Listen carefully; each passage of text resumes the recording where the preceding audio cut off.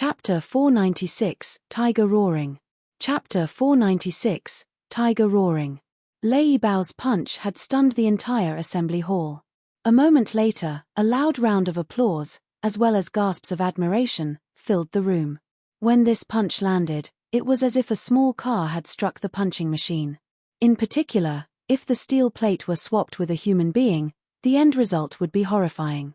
Master Chen Wu, is this the power of internal force? Zhao Jianhua could not help but ask. This was his first time seeing such destructive force from another human being. No. Chen Wu shook his head. He then explained, I've previously said that using internal force places a heavy burden on the body, and internal force experts would not casually use it. The same holds true even in a battle. Master Lei Bao achieved this result before us right now without using internal force. This is just his normal strength.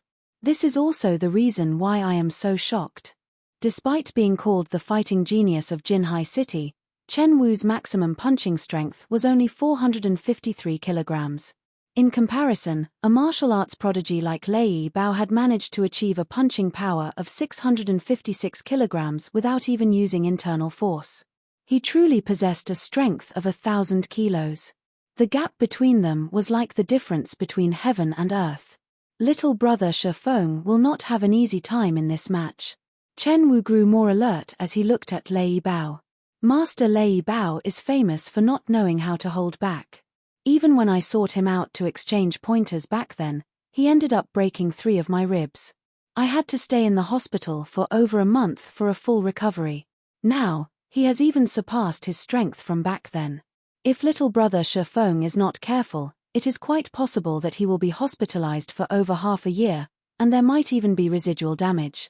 Upon hearing Chen Wu's words, Zhao Ruoshi, who was seated at the back of the VIP room, grew even more anxious. Though she wished to stop this competition right now, she was powerless to do so. Both parties were martial arts masters. Since both sides had long since agreed to this match, and even the invited audience had already arrived, things had passed the point of no return by now. Shifeng's normal punching power was just slightly over 400 kilograms. Even if he used internal force, he would at most reach the level of Lei Bao when the latter was not using internal force. However, just how taxing was internal force? On the other hand, Lei Bao's every action carried the strength of 1,000 kilos. He could send an endless stream of these powerful blows. It was highly unlikely that Shifeng would emerge victorious in this competition.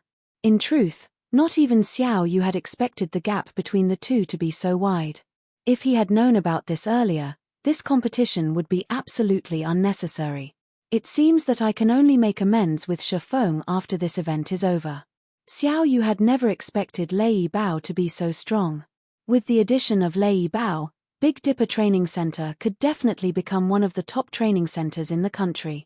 As for Shifeng, although he was a young genius, he was still significantly inferior to a current powerhouse. However, it remained necessary to maintain a good relationship with such a talent. In the arena, Lei Bao looked at the destroyed punching machine, feeling very satisfied with his own masterpiece. He then shifted his chilling gaze to Shifeng. You're very good. Despite being so young, not only have you mastered internal force, but you are also able to behave so fearlessly while standing before me. You will certainly have a promising future. If not for my need to become Big Dipper's head instructor, I would not mind letting you have this competition. Although Lei Bao's voice was not particularly loud, everyone present in the assembly hall could hear his every word clearly.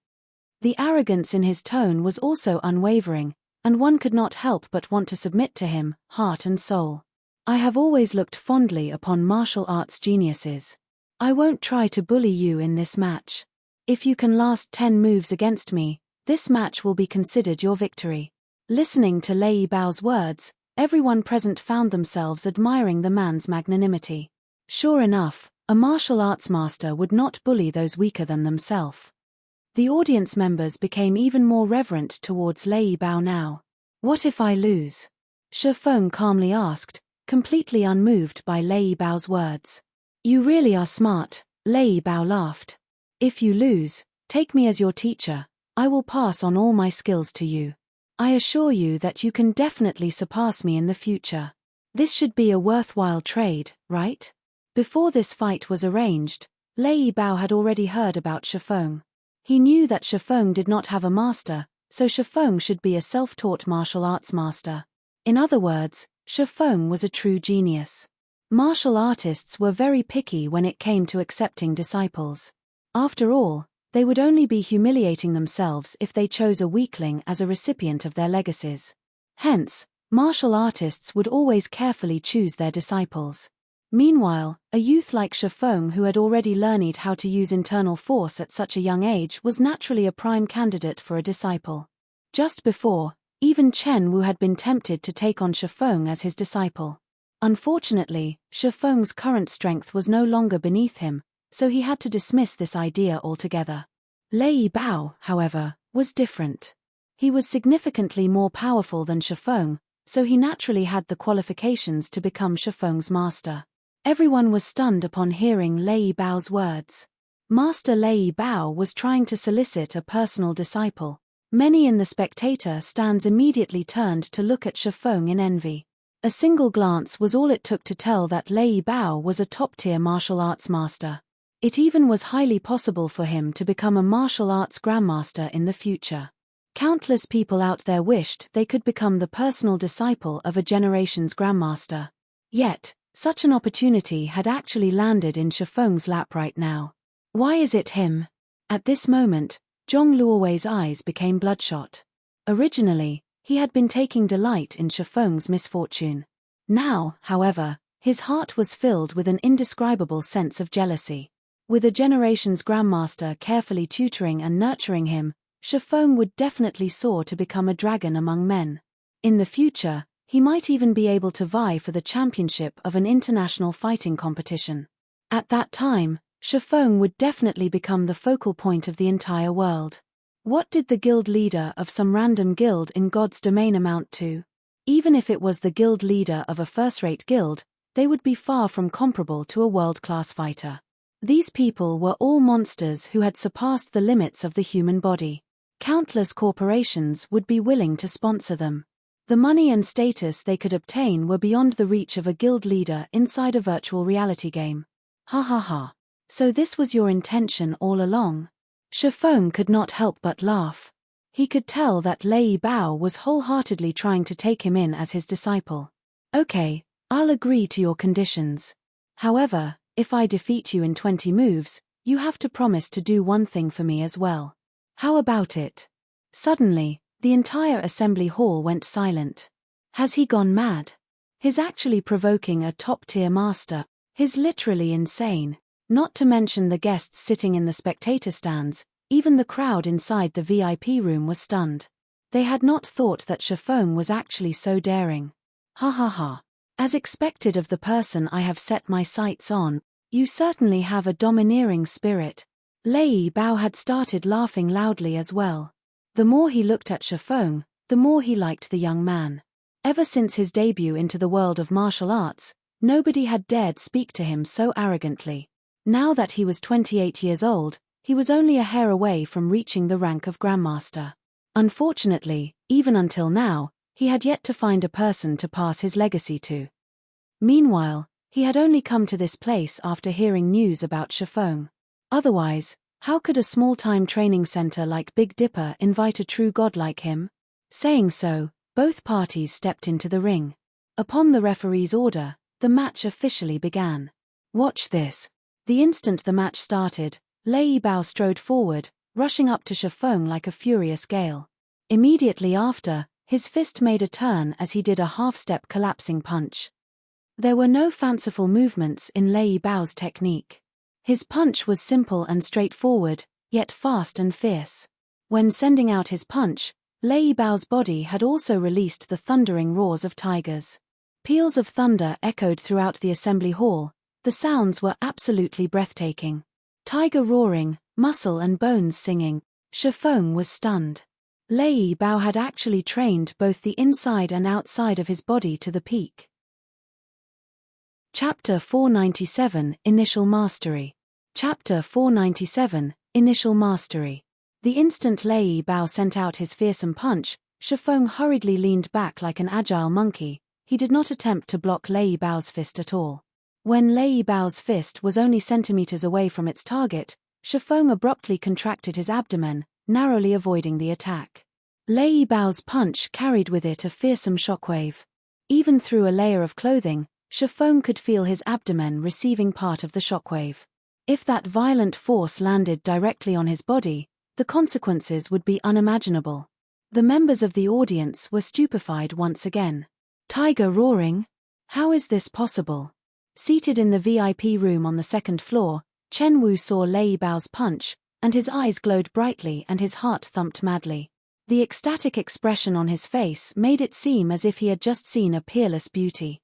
Tiger roaring? The spectators beside Chen Wu echoed his words in confusion. However, seeing Chen Wu's excited look, they could guess that it was a very powerful technique. Chen Wu nodded. With great excitement, he explained, only when a person has managed to merge both their internal and external power can they produce that kind of sound. One could say that it is the proof that one has trained their body to its limits. Normally, only experts at the Grandmaster level are capable of such a feat. I never imagined that Master Lei Bao had actually managed to achieve it so soon. With this, it won't be long before Master Lei Bao breaks through his limits and becomes a generation's Grandmaster.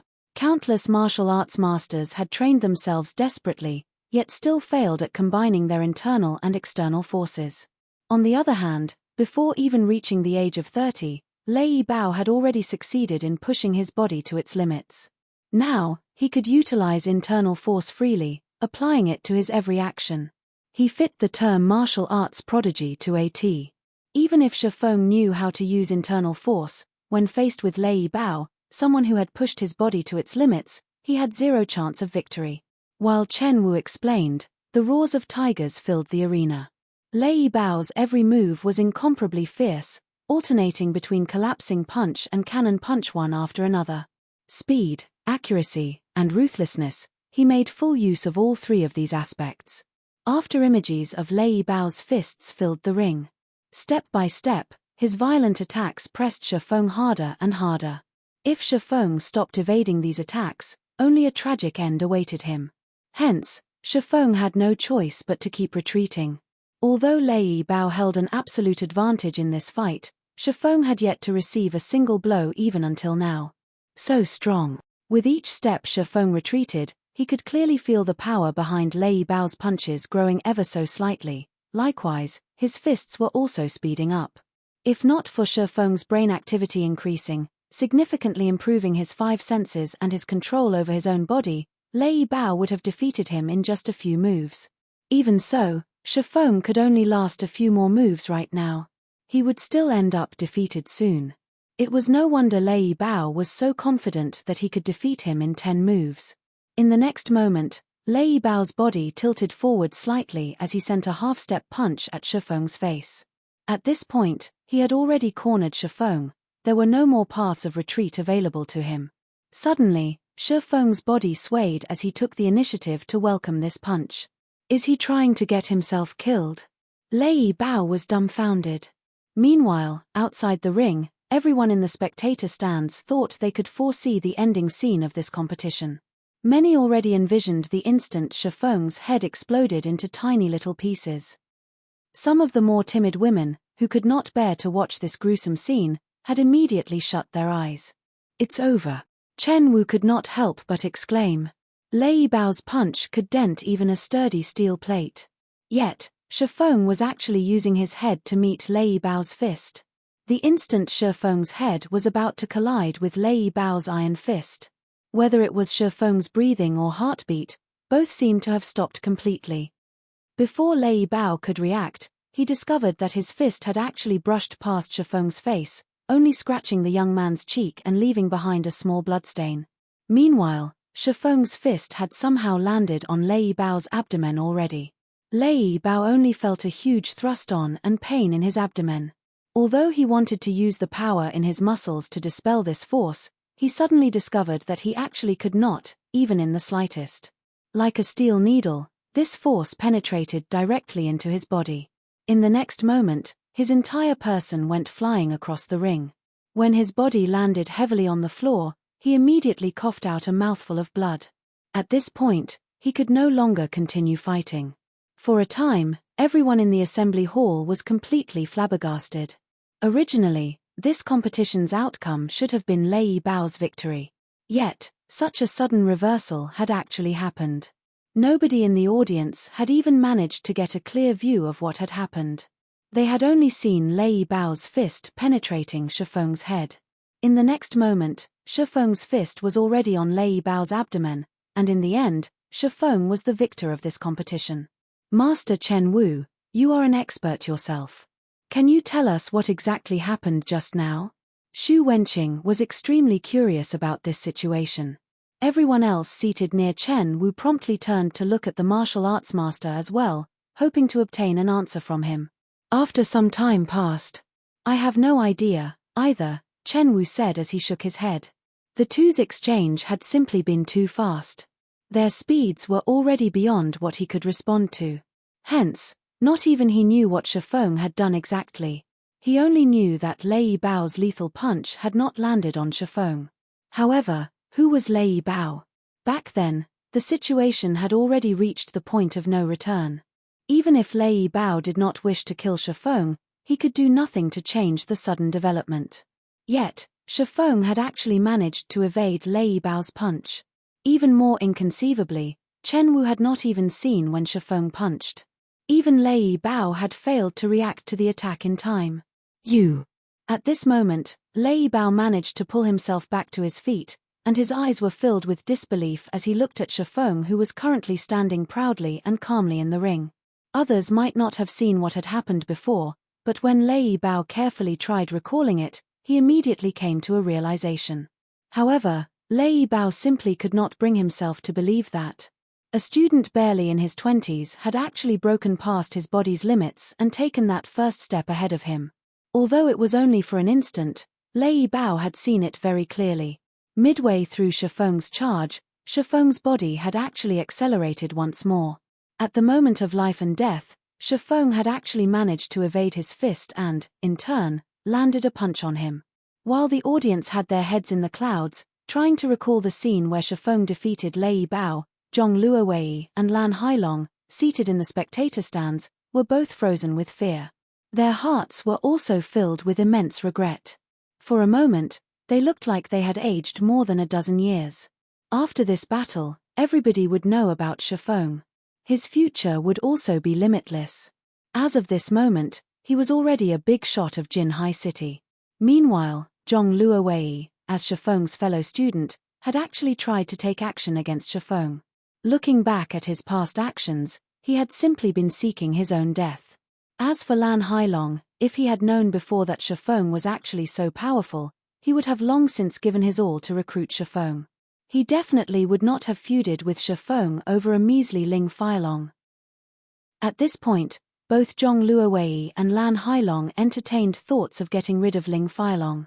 If not for that damnable Ling Feilong's little tricks, they would have long since climbed onto Shifeng's massive boat and ridden along his waves of success, instead of being enemies with Shifeng as they were right now. Luowei, tomorrow, you and I will both go and meet with Shifeng. If we do not dispel the rage in his heart, our future will be grim, Lan Hailong whispered helplessly. Indeed. Fortunately, we only have a minor dispute with Shifeng. The main problem is Ling Feilong. After we return, we must make a clean break with him. It would be best if we taught Ling Feilong a lesson as well. Perhaps this might even make Shifeng forget about all the earlier unpleasantries. Although Zhong Luowei was extremely reluctant, he still nodded his head heavily in reply to Lan Hailong's words. Chapter 498 Overnight Fame. Chapter 498 Overnight Fame. Although the competition only lasted a moment, none of the spectators had been disappointed by the show. On the contrary, the stands exploded with excitement. He defeated Master Lei Bao at such a young age, his future will definitely be limitless. We really didn't waste the trip. Get Master Shifeng's address. Rearrange my schedule as well. We must pay Master Shifeng a visit. The audience was not comprised of your average citizens. Every one of them was a reputable member of society. Now that Shifeng had defeated a top-tier master like Lei Bao, his future was limitless. A small stage like Jinhai City would not hold Shifeng. He could only shine brightest on the world stage. If they did not try to befriend Shifeng now, they would never qualify to do so in the future. However, compared to these guests, the chairman of Big Dipper, Xiao Yu, was so happy that he had nearly failed to contain his grin. He had originally thought that Lei Bao's willingness to become the training center's head instructor had been Big Dipper's greatest fortune. Xiao Yu had never expected Shifeng to be so powerful, even capable of defeating a top-tier master like Lei Bao. This was a top-tier master. Even throughout the whole country, such mighty individuals were as rare as phoenix feathers. If Big Dipper Training Center employed such a martial arts master, its popularity and business would undoubtedly skyrocket. Uncle Xiao, how do you plan to thank me? After all, it was I who introduced Shifeng to Big Dipper. Zhao Ruoshi grinned, her eyes flashing with pride and excitement. She felt as if Shifeng's victory were her own, and she basked in the success. Of course, we can't forget about you. In a moment, I'll have a diamond member card prepared for you. Big Dipper has only ever given out 5 of these member cards, so you'll be the 6th, Xiao Yu laughed. Zhao Jianhua could not help his shock when he heard Xiao Yu's words. Big Dipper's diamond member card was extraordinary. As a diamond member, one would receive a 50% discount, and all monthly expenses under a certain amount would be waived. Throughout Jinhai City, only 5 people had received such privileges, and neither Zhao Jianhua nor Zhao Ruoshi's father were of those 5. Yet, his niece had actually become the 6th person to become one of Big Dipper's diamond members. Indescribable feelings colored Zhao Jianhua's stern expression. Before they, the older generation, could even reach this far, the younger generation surpassed them. Of course, this was all accredited to Shifeng's achievement. Now that Shifeng had defeated Master Lei Bao, becoming famous overnight, even the giants in flourishing, first-rate cities would scramble to recruit Shifeng, much less those in Jinhai City. At this moment, Xiao Yu was deeply afraid he could not hold back a true dragon like Shifeng. Now that he had a chance to solidify Big Dipper's relationship with Shifeng, he would maximize their generosity. After the competition ended, although Lei Bao had suffered relatively severe injuries, with the aid of modern technology and S-rank nutrient fluids, he would quickly recover to his peak condition. Master Shifeng, I am convinced of my loss in this competition. Please don't hold back and state your conditions. Since I have made the promise, I will not go back on my word, Lei Bao said weakly as he joined Shifeng in the lounge. At this moment, Lei Bao was still slightly pale. Lei Bao did not think that it was a coincidence that Shifeng just so happened to have broken past his limits, obtaining power and physical reactions beyond his body's capabilities, in the moment between life and death. At the very least, Shifeng should have already touched the boundaries of that realm. Shifeng was just a young man in his early 20s, yet, he had already reached such mastery. Shifeng was easily stronger than Lei Bao himself. Lei Bao could not wrap his mind around it. Even if Shifeng began training while still inside his mother's womb and had received all sorts of resources, he should not be able to obtain the power to surpass his physical limitations at such a young age. If Lei Bao was a martial arts prodigy, then the man before him was a demon. Even if he were not convinced of his defeat, he had to accept it. Since Master Lei Bao has agreed, then I want you to join my workshop, Shifeng laughed. Lei Bao was a top-tier master who had trained both his inner and outer body to their limits. Shifeng had only been able to defeat Lei Bao due to luck. Fortunately, Shifeng's brain activity had improved before participating in this competition. He had even grasped the beginnings of the technique to unlock his brain's physical limiter. Although he had only overcome the limiter for an instant, it had been enough for him to reach a new level of strength, allowing him to defeat his opponent. In addition, Lei Bao had also been caught unprepared. Otherwise, there was more than a 90% chance that Shifeng would have suffered defeat in this competition. To Shifeng's current self, it was still somewhat early for him to overcome his brain's limiter. The brain limited a person's strength to protect the body. Before the physical body reached sufficient durability, actively trying to remove this limiter would only do more harm than good. Not to mention, Shifeng had yet to grasp this power fully. It might seem that Shifeng had only received a small scratch during the competition, but in reality, His body had been significantly damaged due to the explosive force he had displayed. Even without moving, Shifeng felt like needles pricked his entire body. Hence, the moment Shifeng returned to the lounge, he had madly consumed A-rank nutrient fluids to alleviate his pain. After this competition, he would not be able to train for quite some time. Join your workshop. Lei Bao frowned. Every martial artist wished to remain free and unfettered. He barely had enough time to train and improve himself. How would he find the time to work? Master Lei Bao, please relax. My workshop is a virtual gaming workshop that focuses on the most popular game currently, God's Domain. You only need to work at night while you rest. The workshop will not interfere with your life during the day. You can do whatever you want during that time, Shifeng slowly explained. He knew very well what Lei Bao worried about.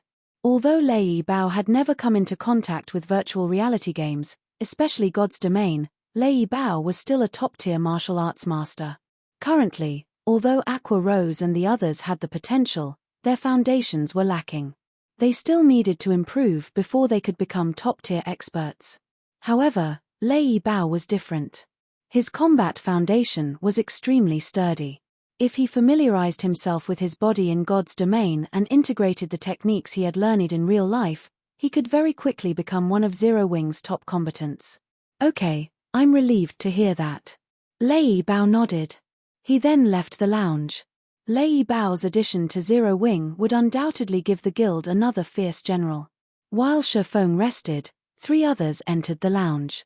Lifting his head, Shifeng noticed that one of the new arrivals was none other than Big Dipper's chairman, Xiao Yu, with Liang Jing and Zhao Ruoshi following closely behind. At this moment, Zhao Ruoshi wore a blue one-piece that looked both light and elegant. Her inky hair scattered around her waist like a waterfall, adding a few hints of elegance to her originally innocent temperament. Upon entering the room, Zhao Ruoshi beamed at Shifeng, both worry and joy filling her eyes. Now that Shifeng had become famous overnight, the originally silent and unknown boy from school was no more. Now, he had become Jin High City's focal point. Even old man Shu wished to have a proper chat with Shifeng. Chapter 499 Rising of Candlelight. Chapter 499 Rising of Candlelight. In the lounge, both Liang Jing and Xiao Yu approached Shifeng with far more caution and respect than in the previous meetings. Only Zhao Ruoshi behaved as usual, smiling and laughing as she conversed with Shifeng. There did not seem to be any signs of a barrier between them. Master Shifeng, based on our previous arrangements, from today onwards, you will be Big Dipper's head instructor. At the same time, you will also become one of Big Dipper's directors, and as you requested, Big Dipper will also come up with an area that will be under your sole management. Saying so, Xiao Yu took out a half-transparent card from his suit's pocket, handing it to Shifeng. This is Big Dipper's Diamond Member card. The card's information has already been updated. In the future, all of your expenses at Big Dipper will be free of charge. Moreover, Big Dipper will also specially reserve a special training room for your use at any given time. When Zhao Ruoshi heard Xiao Yu's words, even she could not help her shock. The usual training rooms only contained some fitness and testing equipment. However, Big Dipper's special training rooms were different. Big Dipper spared no expense when they had constructed these training rooms. Every item inside was state-of-the-art. The entire room was also controlled by a quantum computer. These rooms were usually only provided to professional fighters. Normally, these rooms contained a dedicated combat robot. Special training rooms also came with full virtual combat videos and combat systems that stored beneficial data, which users could reference and learn from. There was even a gravity control device that allowed one to adjust the gravity in the room in order to produce better results. Furthermore, each room had a health cabin that could help its users alleviate physical fatigue, accelerate physical recovery, and maintain the best quality of sleep each day. Hence, many of Jin High City's professional fighters loved to come to Big Dipper. The training rooms in Big Dipper were categorized into 4 different ranks: basic, intermediate, advanced, and special. While the cost of each room increased with rank, the benefits also increased. It was especially true for the gravity settings. In the basic training room, one could adjust the room's gravity by 2G. The intermediate training room's gravity could be adjusted by 3G. In advanced training rooms, one could change the gravity by 4G. In special training rooms, one could increase or decrease the gravity by 6G. It was impossible for ordinary people to train in such an environment. Even moving one's fingers would be difficult. As for the rental fees, ordinary people could not even afford a basic training room. It cost 3,000 credits to rent a basic training room for a day. That was almost a typical person's monthly salary. Of course, your average citizen didn't even qualify to become a member of Big Dipper, to begin with. To professional fighters, however, this was easily affordable. The intermediate training rooms cost 5,000 credits per day. A majority of the city's professional fighters usually preferred to rent intermediate training rooms. Unfortunately, there was not many available. Big Dipper only had 20 advanced training rooms, and they cost 10,000 credits to rent per day. This was practically the average price of renting a room at a 7-star hotel. As for special training rooms, there were only 5 in the Big Dipper Training Center, or better yet, in all of Jinhai City. The rental for these rooms was 30,000 credits per day. However, one would be lucky if they even had the chance to rent one of these rooms. Yet, now, Big Dipper had specifically reserved one of these rooms for Shifeng. Countless people would definitely turn green with envy if they found out. I'll have to trouble Chairman Xiao, then. Shifeng did not hold back as he accepted the diamond member card. With the special training room's gravity enhancement, his future training would yield far better results. Master Shifeng, there is also the matter of the 15 bottles of S-rank nutrient fluids and 5 virtual gaming cabins that we previously agreed to. Our board of directors has unanimously agreed to increase the count to 30 bottles and 10 virtual gaming cabins. We will have the items delivered to you in a few days, Xiao Yu said with a smile. Also, I will have my head assistant, Liang Jing, follow you. She is always very efficient. If you have any matters in Big Dipper you need to deal with, please let her take care of them for you. All right. Shifeng did not refuse Xiao Yu's offer. He had no reason to refuse to begin with. Aside from how important S-rank nutrient fluids were to him, just the 10 virtual gaming cabins could raise Zero Wing's workshop to a whole new level. It would no longer be just your average workshop. As for the assistant named Liang Jing, Shifeng did not know much about Big Dipper. If he wanted Big Dipper to take care of some matters for him, such as training the members of his workshop, an assistant like Liang Jing would definitely come in handy. She could save him a lot of trouble. Regardless of the other's optimistic view of his development in the fighting world, Shifeng had no intention of changing career paths. He only had one goal in his heart, God's domain. After all, God's domain held the world's future. After Shifeng chatted with Xiao Yu and the others for a while, he returned to his apartment. Before he left, Xiao Yu had Liang Jing prepare 5 bottles of S-rank nutrient fluids for him, which would help him quickly recover from the injuries he had suffered during the match with Lei Bao. After returning home, Shifeng immediately drank a bottle before resting in the virtual gaming cabin and logging into God's domain. A virtual gaming cabin also functioned as a health cabin. Only, it had an additional function of allowing its user to log into God's domain. Hence, when recovering from an injury, it would be best to lie inside a virtual gaming cabin. The time was currently 7 p.m. Although it was still dark in God's domain, the sound of 3 system notifications rang in Shifeng's ears the moment he logged in. These 3 notifications informed him of the 2 candlelight trading firms' completion in White River City and 1 in Starmoon City. The construction of all 3 firms had finished during the day outside of God's domain. Moreover, all 3 shops had attracted quite a bit of attention, the 2 candlelight trading firms in White River City in particular. Both shops were exquisite 3-story tall buildings. Moreover, as both buildings had suddenly appeared beside White River City's auction house and bank, they had no difficulty attracting notice. In the end, many players had entered the buildings out of curiosity. Before they had investigated these new buildings, they had been ignorant. The moment they did, however, they were immediately startled. Not only were the shops equipped with a full range of items that players required, but the furnishing inside was also luxurious and magnificent. Both candlelight trading firms were far more glamorous than the Starstreak trading firm. There were even lounges available in the two shops that allowed visiting players to enjoy beverages while they shopped. Most importantly was the appearance of an item that everyone in White River City thirsted for. That item was the basic strengthened armor kit. Although the basic strengthened armor kits were inferior to the basic mana armor kits, the latter was simply too scarce. Despite many people having heard of the item before, they had never personally seen it. Now that the basic strengthened armor kits had appeared in the two candlelight trading firms, the first batch of players to enter the shops fought desperately to purchase them, afraid that the armor kits would sell out in a heartbeat. Shi Feng had given Melancholic Smile the authority to determine the goods prices in the shops, so it was up to her to decide at what price she wanted to sell the basic strengthened armor kits for.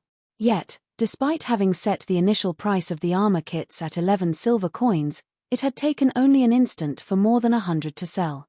As a result, Melancholic Smile had no choice but to raise the price once more. In the end, the price of the basic strengthened armor kit rose gradually from the initial 11 silver to its current price of 16 silver per kit. This price had far surpassed Shi Feng's initial expectation.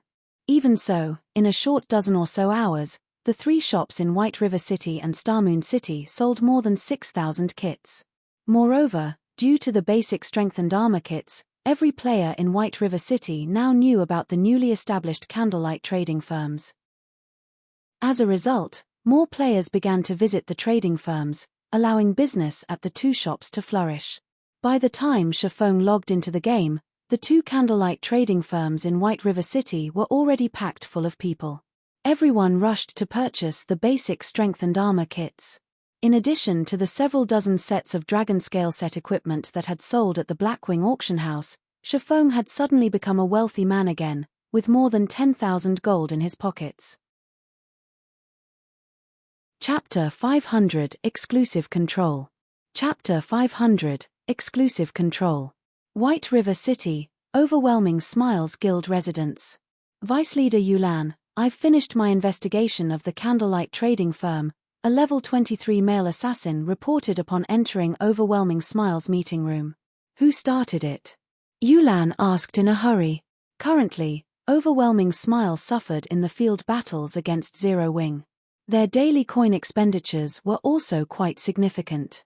Although Underworld had increased their investment in Overwhelming Smile, funds in particular, it was truly not easy to convert credits into coins.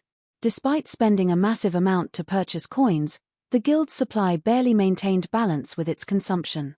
In the beginning, Yulan had not expected that repairing equipment would cost so much. However, her thoughts changed as the guild's death toll continued to increase. Dying once might not cost much, but after 2 or 3 deaths, the guild members had spent practically all of their remaining coins. Afterward, in order to repair their equipment, these guild members had no choice but to choose coins as compensation. This situation had immediately given Yulan, who had initially been quite confident, a huge headache. She wished she could choke Black Flame to death. They had already paid out more than 1,000 gold as compensation, not to mention the amount of credits they had compensated. Moreover, it wouldn't be long before the guild had to pay compensation solely in coins. After all, if players did not repair their equipment, they could not go out and level up. If their equipment became scrap, they would have to purchase new equipment to serve as a replacement. However, good equipment was not easy to obtain. Every piece of a player's equipment had been earned through blood and sweat. Losing even a single piece was a painful loss. If they lost every piece of equipment they had on them. Hence, before the durability of their equipment reached a critical point, even if players had to purchase coins with credits, spending their entire fortune, they had to repair their equipment. However, there was one point that confused Yulan greatly. Though Overwhelming Smile's losses were very heavy, Zero Wing's losses should not be any less. Not to mention, Zero Wing was not using credits as a form of compensation at all. Its consumption of gold should be significantly higher than theirs. Yet, even until now, not only had Zero Wing showed no signs of lacking money, but it was also spending more money than before. It was inconceivable. From the information Yulan had overheard, she knew that, aside from constructing the best smithy available, Zero Wing had also purchased several sets of Dragonscale set equipment. At the very least, they would have to spend more than 2,000 gold on these purchases. Not to mention, there was also the gold they had to give out as compensation for the war of attrition. Even Underworld would find it difficult to spend so much in such a short time. Yulan could only see one end, overwhelming smile withdrawing from White River City, if things continued like this in their war of attrition. Hence, they needed to make a major change now. They must find a way to earn a large sum of gold. If one wanted to earn a large sum of coins in God's domain, the only way to do so was through trade. Although the guild quests published in the guild residence were a large source of income, that potential was nothing compared to the money one could earn through trade. Although the various large guilds of God's domain possessed a lot of gold, compared to the countless players in God's domain, this sum was insignificant. Even if Overwhelming Smile only earned 1 silver from each of the millions of players in White River City, the total would be several tens of thousands of gold. At that time, they could easily afford a war with several other large guilds simultaneously, much less afford to deal with a single Zero Wing. In White River City, the most powerful trading firm was currently the Starstreak trading firm. Not only did the firm occupy a strategic location, but it also possessed land in the 7 cities surrounding White River City, allowing it to sell items to players in 8 cities and earn tons of gold daily. The amount the firm earned each day was enough to make one drool. Unfortunately, the Starstreak trading firm was an NPC's property, not a player's. Despite exhausting all of their means, the various large guilds in White River City were unable to form a cooperative relationship with the Starstreak trading firm. In the end, they could only give up on their endeavors and try to open up their own shops. However, White River City's ordinary lands were not particularly valuable. Currently, the various guilds had all set their sights on the golden lands of the city and were consistently accumulating money and raising their reputation to achieve that goal. Now, however, the Candlelight trading firm had appeared and purchased 2 golden lands ahead of the other guilds. Although the Candlelight trading firm was not a match for the Starstreak trading firm, with the basic strengthened armor kits and the full range of products, it, too, stood among White River City's top trading firms. Over time, if the Candlelight trading firm introduced several other items that players daily needed, it would definitely surpass the Starstreak trading firm and become the #1 trading firm in White River City. Moreover, unlike the Starstreak trading firm, a player had established and owned the Candlelight trading firm. That signified the possibility of cooperation. Thus, Yulan had sent her subordinate to investigate the firm. I heard that the manager there is a young woman named Melancholic Smile. Moreover, she is a forger, and was once a forger employed by the Starstreak trading firm, the male assassin said slowly. In addition, aside from that woman, 2 other Starstreak forgers seemed to have defected to Candlelight as well. The 3 of them produced the basic strengthening armor kits. Good, you've done well. Yulan smiled.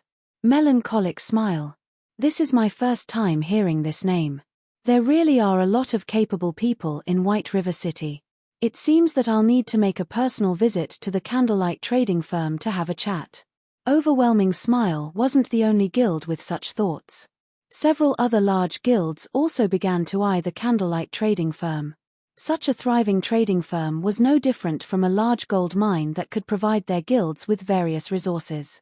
If they could obtain the trading firm, they could instantly raise their guild's strength by leaps and bounds. Meanwhile, Shafong once again had over 10,000 gold in his pockets, and he began to reconsider the plots of land in Starmoon City again. Currently, as the underground arena was not particularly popular, the Candlelight trading firm's business there was only passable. Attracting the attention of Starmoon City's players would be far easier if he set up a shop in the city's central district. Unfortunately, as Lifeless Blade was only an ordinary noble in Starmoon City, he could only purchase ordinary land. He did not qualify to purchase the lands in the central district and golden areas of Starmoon City. I need to think of a better way to raise my reputation. Shafong tried to recall information relating to Starmoon City's resources. After he pondered for some time, Shafong's eyes suddenly shone. Immediately, he hailed a horse carriage and hurried to the palace. Starmoon City was Starmoon Kingdom's core, so it was not easy to raise one's reputation here. If players relied on reputation quests, It would take them ages before they could become a baron of Starmoon City. For this reason, many players had given up on the notion of doing business in Starmoon City and had shifted their aim towards other cities instead. However, there were many players in Starmoon City.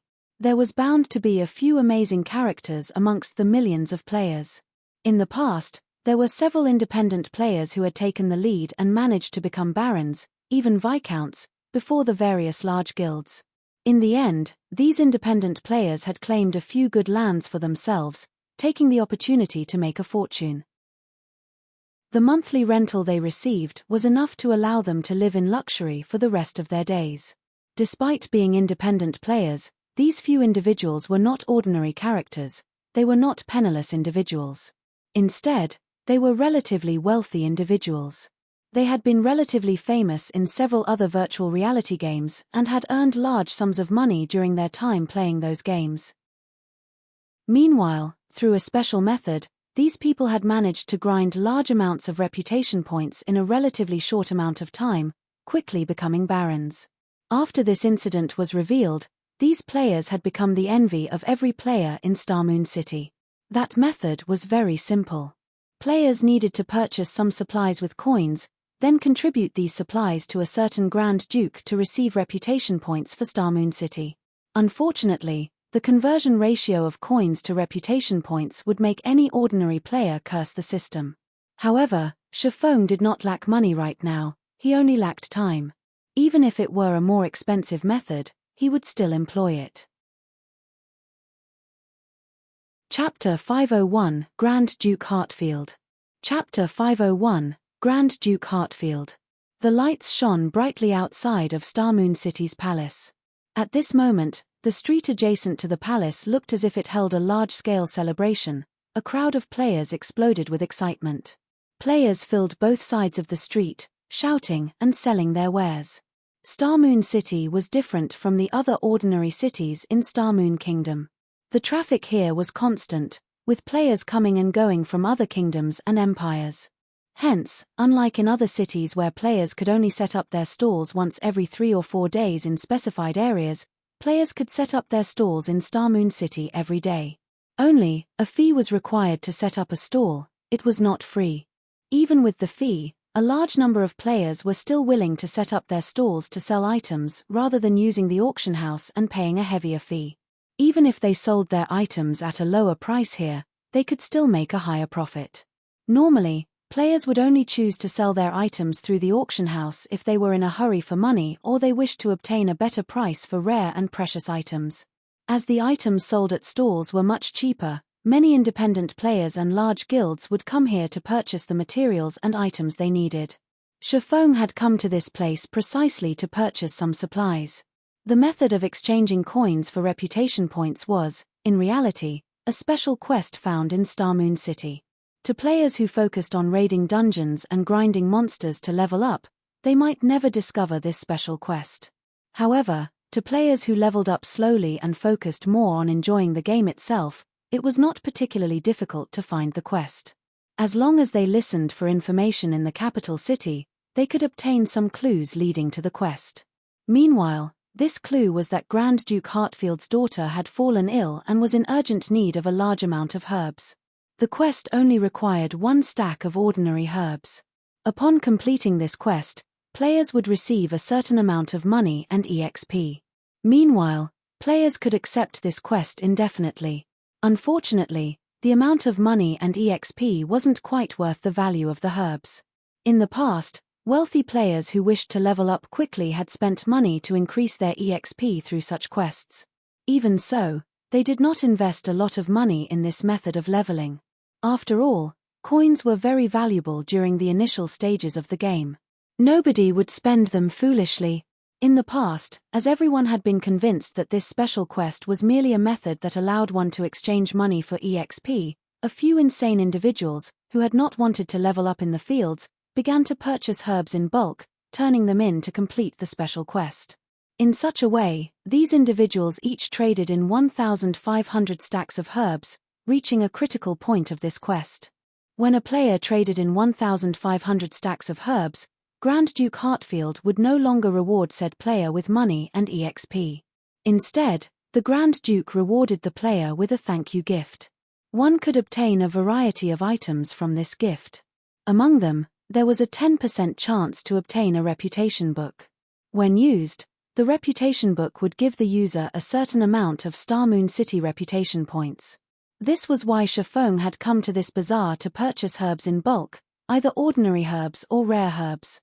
After making a round through the bazaar and investigating the general prices of herbs, Shifeng began shouting through the trade channel, buying ordinary herbs, 40 copper per stack, rare herbs, 3 silver per stack. We'll buy as many as you have. The trade channel was a unique channel only available in bazaars. Any players in the bazaar could receive the messages sent through this channel. However, players who wished to shout their messages needed to pay a fee of 1 silver per message. Though the length of each message was limited to 100 words, it was a valuable promotion tool. With this, Shifeng could save himself a lot of trouble. The amount and prices of herbs at each stall varied greatly. If Shifeng had to visit every stall in the bazaar, even if he exhausted himself to death, he would only acquire a small amount. Hence, rather than haggling with every stall owner, he might as well offer to purchase herbs at an average price. Naturally, interested players would hunt him down to sell their goods. Shortly after Shifeng's announcement, a large number of players rushed towards him. "Boss, how many herbs do you want to buy?" "Big brother swordsman, look. I have excellent quality herbs. I can even lower the price if you buy them in bulk." The players that had hurried over all looked at Shifeng like hungry wolves. They crowded around him, rushing to sell their herbs. Their intensity far exceeded Shifeng's initial expectations. All right, no need to rush. All of you, line up and trade with me." Shifeng smiled as he motioned for the crowd to calm down. Sure enough, players' enthusiasm in the capital city is a lot more intense. However, after giving it some thought, their enthusiasm was only natural. Players were currently busy with leveling and were not particularly enthusiastic about lifestyle classes. Although guilds nurtured their own alchemists, the guilds could easily supply the amount of herbs their alchemists needed. They didn't need to purchase any. More importantly, the crowd was so excited because the demand for herbs was usually quite low. As useful potion recipes were extremely rare, demand for herbs had dropped even further. In addition, Star Moon Kingdom was not a herb-poor kingdom, resulting in the prices of herbs remaining relatively low. Despite there being 20 herbs in each stack, ordinary herbs only sold for 40 copper per stack. Even rare herbs only sold for 3 silver per stack. One could imagine just how worthless herbs were. Yet, even with such low prices, few people were willing to purchase herbs, which explained why everyone was so excited to see Shifeng. Players would frequently encounter herbs while adventuring, and they would usually collect these herbs to sell in bulk at a later time. Now, these players' actions benefited Shifeng. In a short moment, Shifeng had purchased 2,000 stacks of ordinary herbs and 200 stacks of rare herbs, spending 14 gold in total. To other players, this might be an astronomical sum, but to Shifeng, this was only a drop in the bucket. "Sorry, but my bag's full. Everyone, please wait here for a while. I'll come back to purchase more in just a moment." Shifeng hurriedly turned and ran towards the Grand Duke's mansion. Reluctance filled the crowd's eyes as they watched Shifeng's departing figure. However, when they heard that he would return to purchase more later, they all chose to remain there, quietly awaiting his return. At this time of year, there were simply too few players willing to purchase herbs. Now that one such player had emerged, how could they easily give up on this opportunity? They would wait a few hours if they had to, not to mention a few minutes. The Grand Duke's mansion was only a short distance from the palace. The journey there only took Shifeng a dozen minutes or so. After entering the Grand Duke's mansion, after the level 150 Great Steward's introduction, Shifeng arrived before the level 200 Grand Duke Hartfield. After a brief conversation, Grand Duke Hartfield began telling Shifeng the problem burdening his daughter. After which, Shifeng received the special quest to acquire herbs. He then retrieved the herbs from his bag, one stack after another. For every stack of herbs Shifeng turned in, he received 20 copper and 2,000 EXP in return. Though Shifeng took a loss of 20 copper with each exchange, he did not pay it any mind. Compared to forging, his leveling speed from handing in the herbs was several times faster. As soon as he gave the Grand Duke the herbs, he immediately received EXP. The process was very fast and convenient.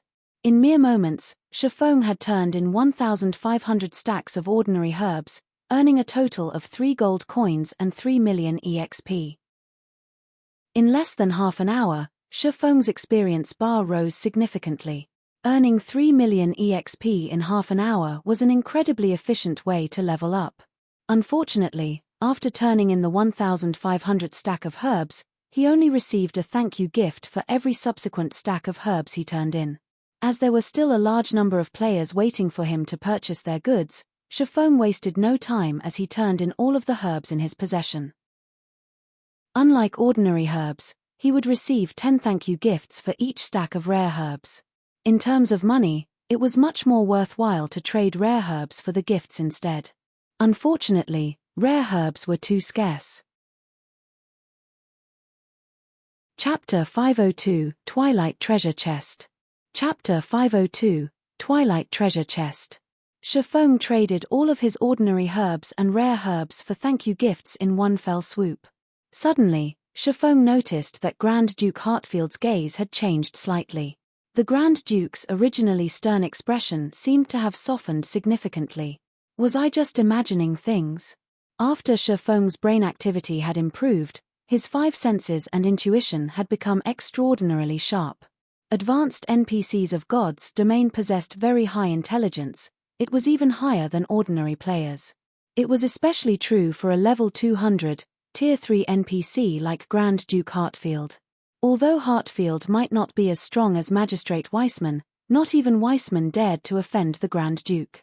Heartfield was the only Grand Duke throughout Starmoon Kingdom, while the others were just dukes. In Starmoon Kingdom, his position was only below that of the king and equal to that of the kingdom's Grand Marshal, Adolf Serret. Working with the Grand Marshal, they protected the kingdom from both inside and outside threats. If Shifeng could form a relationship with Grand Duke Heartfield, it would greatly benefit his future development in Starmoon Kingdom. Forget it. It's best to just focus on raising my reputation. Shifeng shook his head to clear his mind. He then departed from the Grand Duke's mansion and returned to purchasing herbs. The thank you gifts did not take up a lot of space, with each stack holding up to 1,000 gifts. Shifeng had received a total of 2,500 gifts, which took up only 3 bag slots. Upon arriving at the bazaar in front of the palace, sure enough, the herb-selling players had not moved. The moment these players noticed Shifeng's return, they immediately rushed over to welcome him. In moments, Shifeng's bag was filled to the brim once more. He then returned to the Grand Duke's mansion and began to trade the herbs for more thank you gifts. After spending several hours ferrying herbs from the bazaar to the Grand Duke's mansion, Shifeng had purchased close to half of all the available herbs in Starmoon Kingdom, his total expenditure exceeding 400 gold. Originally, Shifeng had hoped to continue purchasing herbs. However, his high-profile actions had attracted a lot of attention, and many people had begun secretly investigating the reason behind Shifeng's purchases. After all, no guild lacked herbs. Even if a guild were trying to nurture a large number of alchemists, there should be no need for such a massive supply. It should be about time to call it quits. Shifeng glanced at the several assassins spying on him from a distance. He would not give any of these people the slightest of opportunities to discover his intentions. Every time he visited the Grand Duke's mansion, he would look for a secluded location before disguising himself. Even if his trackers were quite capable, without a particularly high-ranking identification skill such as omniscient eyes, it would be impossible for them to see through his disguise. In reality, Shifeng did not have to pay these people any heed. Even if they discovered this special quest, no guild would willingly spend so much money to earn some EXP. To be safe, however, Shifeng still disguised himself to avoid these players discovering the method of using money to earn reputation points just yet. After he finished purchasing his last batch of herbs, Shifeng departed from the bazaar and randomly picked a restaurant to enter. After using the demon mask to disguise his appearance, he boldly strode out of the restaurant and headed towards Grand Duke Heartfield's mansion.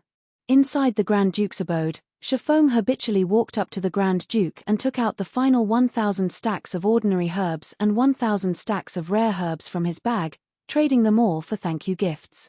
Suddenly, the familiar sound of a system notification reached his ears. System: Grand Duke Hartfield's favorability increased by 30 points. Sure enough, this special quest is not as simple as it seems. Shifeng grew slightly excited upon seeing this system notification. The higher ranked an NPC was, the more difficult it was to raise their favorability. The fact that he had increased the Grand Duke's favorability just by spending around 400 gold was completely worth it. However, giving the situation some thought, Shifeng felt that this result was quite reasonable. After all, he had already earned close to 120,000 thank you gifts. If each stack could hold 1,000 gifts, that was close to 120 stacks. Currently, the prices of herbs were only this cheap due to the fact that players of God's Domain were still low-leveled and did not have much use for them. If Shifeng waited 2 more weeks or so, the money he would have to spend to earn 120,000 thank you gifts would most likely increase by several folds. If the Grand Duke had nothing to say even after such a huge contribution, his heart was definitely made of stone. Young adventurer, thank you for your enthusiastic contributions. With this many herbs, I can extract a sufficient amount of herbal essence to cure my daughter. To show my gratitude, you may use those thank you gifts to trade for the treasures I usually store inside my treasury, Grand Duke Hartfield said happily. Your Highness Hartfield, it will be my honor, Shifeng replied, immense joy filling his heart. Originally, Shifeng had intended to open the thank you gifts he had amassed in one sitting. He had never expected the gifts to have such a purpose. Most likely, not even those several wealthy players in the past had exchanged as many herbs as he had. Steward, take this adventurer to have a look, Grand Duke Hartfield said. Yes, the Grand Steward answered before leading Shifeng to the treasury on the 3rd floor.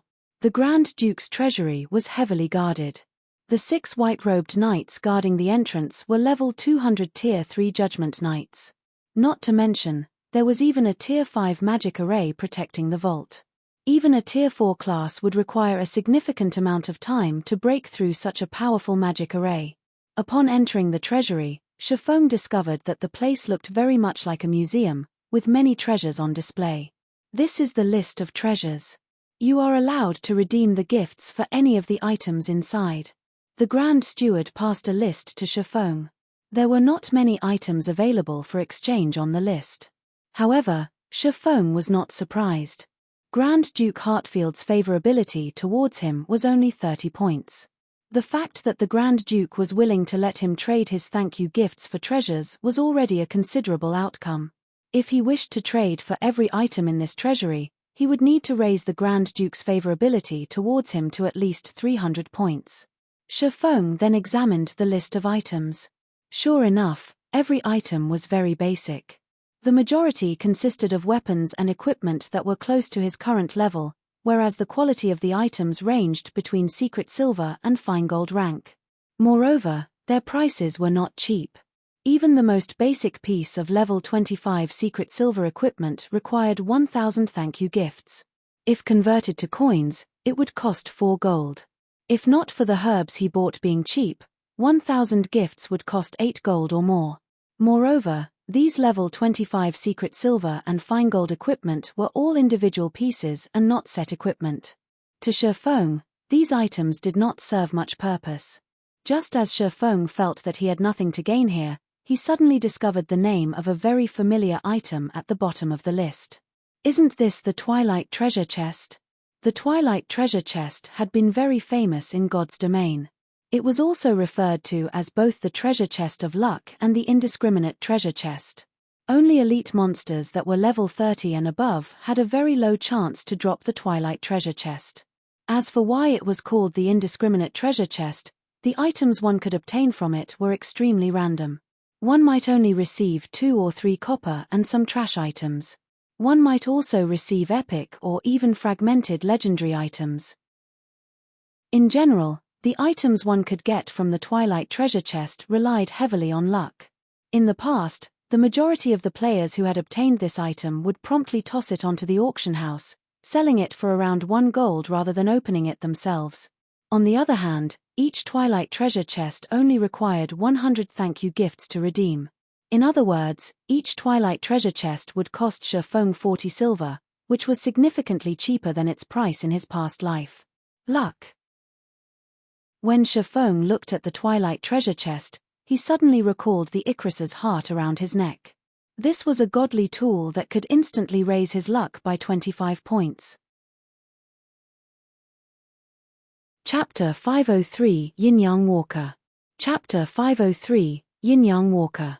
Shi Feng looked at the Twilight treasure chest and pondered his situation carefully.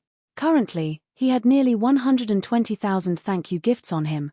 They were definitely enough to raise his reputation to a sufficient level. The luck attribute could be applied in various aspects. Aside from monster drops, luck also played a significant role in opening treasure chests and gift boxes, though the effects were not as prominent as they were with drops. However, Icarus's heart only gave Shi Feng 5 points of luck under normal circumstances. That amount was too little to make a significant difference when opening treasure chests. Based on Shi Feng's understanding of the luck statistic, 5 points would not even double his drop rate when opening a treasure chest. Meanwhile, the Twilight treasure chest was famed for being a miser of good items. Only by activating Divine Providence and boosting his luck to 25 points would his chances significantly improve when opening a treasure chest. However, Divine Providence only had a duration of 30 seconds, whereas its cooldown lasted 1 hour. Let's decide after I raise my reputation. Saying so, Shi Feng began opening the thank you gifts. Each thank you gift only required 1 second to open. Shi Feng opened 10 gifts in a row. Aside from obtaining some copper coins, he also obtained 2 reputation books, the gifts yielding far more than he had expected. Each reputation book could raise the user's Star Moon City reputation by 1 point. Unfortunately, the book could not be traded. Otherwise, Shi Feng really would sell them to the public. However, these reputation books' effects weakened as a player's reputation grew. Below 100 points, the book would raise a player's reputation by 1 point with a 100% success rate. After reaching 100 points, there was only a 60% chance. At 200 points, that success rate fell further to 30%, 20% at 300 points, and 10% at 400 points. When a player's reputation reached 500 points, there was only a 3% chance to increase their reputation by 1 point when using the reputation book. To become a Baron, players required 500 reputation points. To become a Viscount, players required 1,000 reputation points. If Shi Feng hoped to become a Viscount by relying on the reputation books, he would have to expend a staggering number. As for becoming a Count, which was 1 rank above a Viscount, that was practically impossible. That was because a player needed 3,000 reputation points to become a Count. The effects of just having 5 points of luck is really quite good.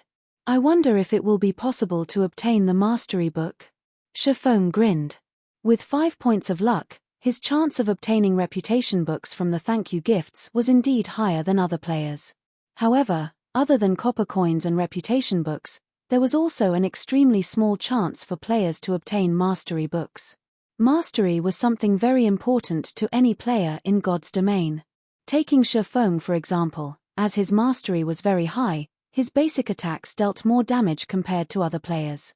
If he could raise his one-handed sword mastery's rank to a basic sword master, he could increase his basic sword attack damage by 30%, that was 10% more than an advanced swordsman. With a 10% difference in basic attacks, the skill damage difference was even higher. Meanwhile, Shi Feng was only dozens of points away from becoming a basic sword master. If he could obtain mastery books, he could advance his combat power further. By the time he went to the ancient battlefield to sharpen his techniques, he would also obtain better effects. Shi Feng then began to open the thank you gifts frantically. 100, 300, 500, 1,000. After spending several hours, Shi Feng opened more than 10,000 thank you gifts and obtained a total of 2,000 reputation books. In addition, he had also luckily obtained 8 mastery books. Each mastery book could give him 1 mastery point with 100% certainty. Will Divine Providence have an effect on the increase in reputation? When Shifeng thought about how, after his reputation reached 100 points, the reputation books no longer gave him one reputation point with 100% certainty, then meant that luck was involved. Since luck was involved, then it was definitely related to the luck attribute. Shifeng grinned slightly as he activated Divine Providence. Suddenly, a faint golden glow covered Shifeng's body as if he had received a blessing from heaven as he became the absolute focal point inside the entire treasury. Immediately, Shifeng began to activate the 2000 reputation books. The activation process of a reputation book was very fast. The book would activate with a single click. Shifeng could gain many reputation books in just 30 seconds. In the next moment, Shifeng's finger transformed into an afterimage. With Shifeng's speed, he could click dozens of times every second. Following which, Shifeng heard the ringing of a continuous stream of system notifications. System, congratulations. You have gained 1 Star Moon City reputation point. System, congratulations. You have gained 1 Star Moon City reputation point. System, congratulations. You have gained 1 Star Moon City reputation point. 30 seconds later, of the 2000 reputation books Shifeng obtained, only a little more than 700 remained. Meanwhile, Shifeng's reputation in Star Moon City had also risen to 436 points. He was only 64 points away from becoming a baron. The Divine Providence's effects were remarkable. Sure enough, it is effective. Shifeng immediately grew excited. Using this method, he could save a large number of thank you gifts. At this rate, not to mention becoming a viscount, he could even give becoming a count. Hence, Shifeng frantically opened thank you gifts once more. It just so happened that Divine Providence was on cooldown during this period. An hour later, Shifeng began another round of clicking reputation books. 30 seconds later, Shifeng's reputation rose from 416 points to 578 points. Following which, Shifeng continued opening the thank you gifts. After opening more than 30,000 gifts, Shifeng's reputation had finally reached 1,000 points, becoming a viscount of Star Moon City. In addition, he had also obtained a total of 21 mastery books. Originally, Shifeng still intended to continue raising his reputation. However, seeing as there were less than 90,000 thank you gifts remaining, even if he used Divine Providence, it would not be enough for him to become a count. Hence, Shifeng gave up on the notion. However, this result had already surpassed Shifeng's initial expectations. Normally, 120,000 thank you gifts might not even be enough for him to become a viscount. In this aspect, Divine Providence had truly played a significant role. However, now that Shifeng had 21 mastery books, as long as he strived, he could raise his one-handed sword mastery to 150 points, reaching the standard of a basic swordmaster. Hence, Shifeng continued the process of opening the thank you gifts and had even used Divine Providence to aid him in his endeavor. After opening another 10,000 or so thank you gifts, Shifeng accumulated a total of 48 mastery books. Immediately, he upgraded his one-handed sword mastery to the standard of a basic swordmaster, his basic damage increasing by 30%. At this moment, Shifeng had less than 80,000 thank you gifts remaining. At once, Shifeng exchanged all of them for Twilight treasure chests. Each Twilight treasure chest cost 100 thank you gifts. In the end, Shifeng had gained close to 800 Twilight treasure chests. He would have to spend close to 800 gold if he bought so many anywhere else. After Divine Providence's cooldown completed, Twilight treasure chest, you better not disappoint me. Shifeng took out 9 Twilight treasure chests and set them on the ground. Taking a deep breath, he immediately activated Divine Providence and swiftly began activating the treasure chests before him. As time passed, the silver-colored treasure chests inlaid with purple crystals were swiftly opened. 1 chest. 2 chests. 3 chests. Finally, Shifeng managed to open the 9 Twilight treasure chests within 30 seconds. The 9 Twilight treasure chests released a colorful brilliance as their lids were removed, making the entire treasury shine beautifully. Shifeng then began collecting the items inside the treasure chests. As Shifeng collected the items inside the 6th Twilight treasure chest, he suddenly froze. With disbelief, He retrieved a beautiful chest plate that gave off both a black and white glow. Yin-Yang Walker. Chapter 504, Tier 1 Set Equipment. Chapter 504, Tier 1 Set Equipment. In God's domain, one could obtain a wide variety of items from the Twilight Treasure Chest. However, the chance of obtaining good equipment was incredibly small. As for set equipment, don't even think about it. Yet, the armor called Yin-Yang Walker before Shifeng was indeed a part of a set equipment. For a moment, Shifeng even questioned his own vision. If it were any other set equipment, at most, Shifeng's good luck would have surprised him. However, the Yin-Yang Walker was different. It was a special set equipment just like the Warfire set equipment. However, if Shifeng had to decide which set was better, without a doubt, it would be the Yin-Yang Walker set equipment before him. Although the Warfire set equipment could be upgraded to fine gold rank, the Yin-Yang Walker was a Tier 1 set equipment. A Tier 1 set equipment was an exclusive set for Tier 1 classes. Although it had no grade, its boost to a Tier 1 player's combat power even surpassed Dark Gold set equipment. However, a Tier 1 set equipment also possessed heavy restrictions as only designated classes could use it. Moreover, the set would bind to a player when equipped, and it could neither be dropped nor traded. However, it could be destroyed if its durability reached 0. Moreover, the repair fees for a Tier 1 set equipment could rival those of epic ranked weapons and equipment. Despite having so many restrictions, a majority of the experts in God's domain loved these sets. However, it was extremely difficult to obtain a Tier 1 set equipment, as only level 20 or higher Great Lords had a chance to drop them. Both Great Lords in the fields and in dungeons had the same drop rate. Tier 1 set equipment was also known as the best set equipment, other than epic set equipment, available for Tier 1 players. It truly lived up to its name. The minimum level of a Tier 1 set equipment was level 20, and its attributes would increase alongside the player's level to level 50, which was when players could class change from a Tier 1 class to a Tier 2 class. If a player had a Tier 1 set equipment when they carried out their Tier 2 class change quest, the quest would undoubtedly be easier to complete. Shifeng then appraised the Yin-Yang Walker's chest plate. Yin-Yang Walker set equipment. Level 20, level 50. Equipment requirement, Tier 1 Guardian Knight. Set consists of 5 parts: head, chest, hands, legs, and feet. Binds when equipped. Set effect. 2-piece effect: defend skill increased by 3 levels, defense increased by 10%, damage received reduced by 15%, and healing received increased by 15%. 4-piece effect: endurance increased by 15%, and strength increased by 10%. Obtain Yin-Yang Shield skill. Cast a magic shield on yourself, reducing all magic damage received by 60% and gaining immunity to all control effects for 15 seconds. Cooldown, 2 minutes. 5-piece effect: receive 1 stack of Yin-Yang energy every time damage is received.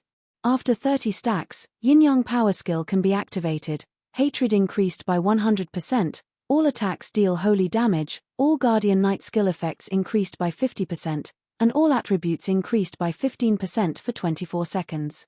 Cooldown, 5 minutes. If I can gather the complete set and give it to a Tier 1 Guardian Knight, tanking bosses in large-scale team dungeons will be a breeze. Shifeng inwardly sighed as he read the Yin-Yang Walker's set effects. Obtaining even a single piece from the Twilight Treasure Chest was already nearly impossible. Trying to obtain the complete set would be a miracle. The effect of having 25 luck is better than I expected. Shifeng was utterly satisfied. He then looked at the large number of Twilight Treasure Chests in his bag, chuckling, with so many Twilight Treasure Chests, I refuse to believe that Divine Providence won't net me any other good items. Shifeng had already decided.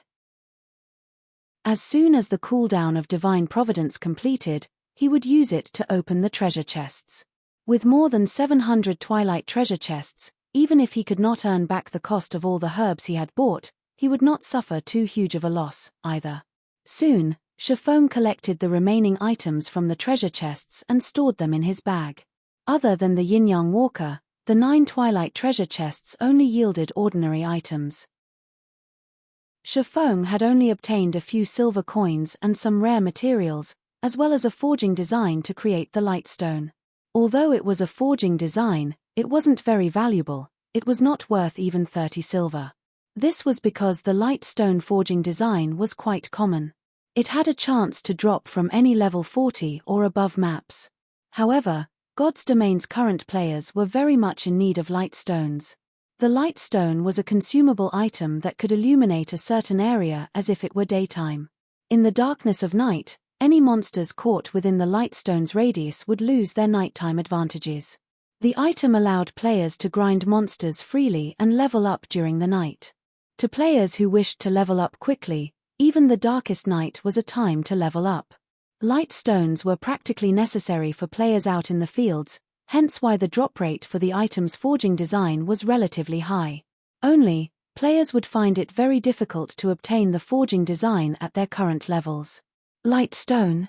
A light flashed in Shifeng's eyes. He felt that this was a good opportunity to make a fortune. As long as he sold them, the lightstones would be well received. Currently, the candlelight trading firm relied on the strengthened armor kits to draw customers from the Starstreak trading firm. If he added lightstones to the firm's available products, it would definitely boost the firm's competitive edge. Lightstones were easy to produce. Moreover, the materials it required consisted of cheap and common items such as advanced stones and magic essences. Hence, lightstones were easily affordable by the majority of the players, unlike the expensive strengthened armor kits that only a small number of players could afford. In addition, there were only 3 people producing the strengthened armor kits right now, and their success rates were only at 30%. It was not enough to satisfy the demand of so many players. As for lightstones, even an advanced forging apprentice's success rate would be higher than 30%. Only, the lightstone forging design was not something players below level 30 could obtain. If Shifeng could acquire a large number of lightstone forging designs, the candlelight trading firm could take Starmoon Kingdom's entire market by storm. The candlelight trading firm had plenty of advanced forging apprentices. As long as they had a sufficient number of forging designs, they could mass-produce the lightstones. Not only could they supply the players from White River City and Starmoon City, but they could also provide an endless supply to other cities as well. At that time, even counting their money would become a laborious task. In any case, I have nothing better to do right now. I might as well grind for some lightstone forging designs. Shifeng grinned. Immediately, he recalled several maps suitable for grinding lightstone forging designs. Although those maps were all level 40 and above, Shifeng had the ignore level effects provided by the magic weapon Abyssal Blade, the Dragonclaw set equipment, and the Golden Stigmata. Combined, he could ignore up to 45 levels. In addition to Shifeng's own level, he could take on a level 70 monster should he choose to do so. Only, the attributes of a level 70 monster were a bit too powerful. Even if Shifeng could damage these monsters, they could kill him with a single slap. However, against monsters below level 50, he could definitely make an attempt as long as they were not chieftains or lords. Shifeng then headed to Starmoon City's City Hall to purchase a valuable golden land. While Shifeng had focused on raising his reputation, the dragon scale set equipment he had placed in the Blackwing auction house had finally sold out. In addition to the money Shifeng had earned through the candlelight trading firms, he now had over 20,000 gold in his pockets. Thus, Shifeng decided to buy one of the plots of land beside the Starmoon Bank for 16,000 gold. However, as Shifeng was a Viscount, he received a 10% discount on his purchase. Even after constructing a new branch of the candlelight trading firm, he had not even spent a total of 16,000 gold.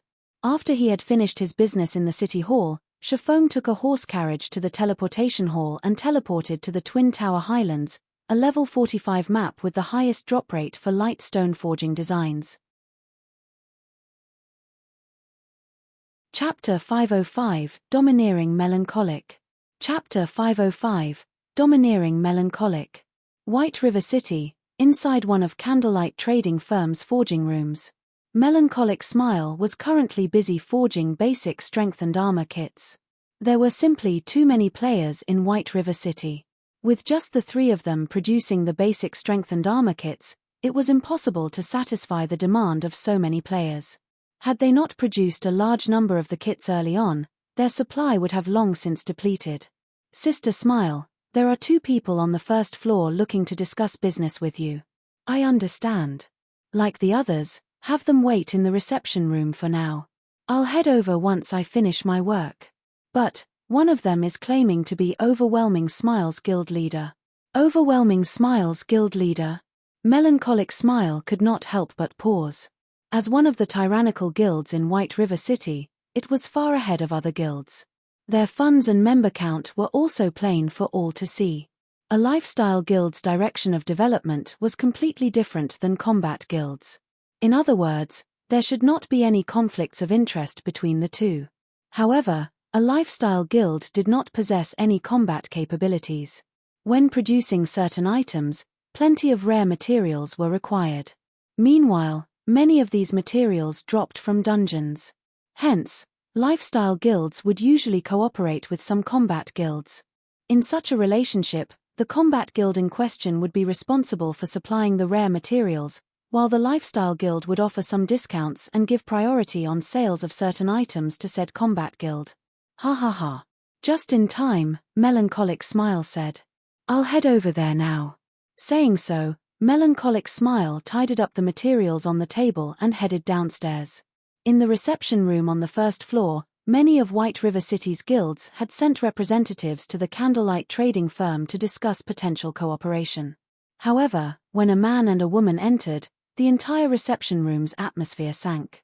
Everyone in the room immediately focused their attention on this pair of new arrivals, the woman in particular. Practically every guild in White River City knew who she was. This woman was none other than the guild leader of Overwhelming Smile's White River City branch, Yulan. The candlelight trading firm sure knows how to treat its guests, to actually make us wait here with other guilds. Feng Xianyang swept a glance at the reception room, frowning slightly with discontent at the firm's arrangements. Yulan did not comment on Feng Xianyang's statement. Instead, she only sat down and waited quietly. Although Overwhelming Smile was a powerful guild with ample funds, the candlelight trading firm was no ordinary existence, either. The fact that it had been able to purchase 2 of White River City's golden lands in such a short time displayed the firm's powerful backing. A short moment later, Melancholic Smile entered the reception room. Immediately, the atmosphere in the room relaxed significantly as the occupants promptly stood to welcome her, smiling. Everyone, please sit, Melancholic Smile said after glancing around the room. Every player in this room was a big shot at the peak of White River City. Melancholic Smile never thought that the day would come where she would become one of these supreme characters as well. Before this, she was merely a forging apprentice who guilds would casually chase away, someone who relied on forging to earn some meager living expenses.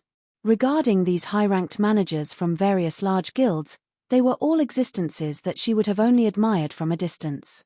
Yet, now, every one of these powerful characters greeted her with fawning smiles. Compared to her previous life, it was as if she was in an entirely different world.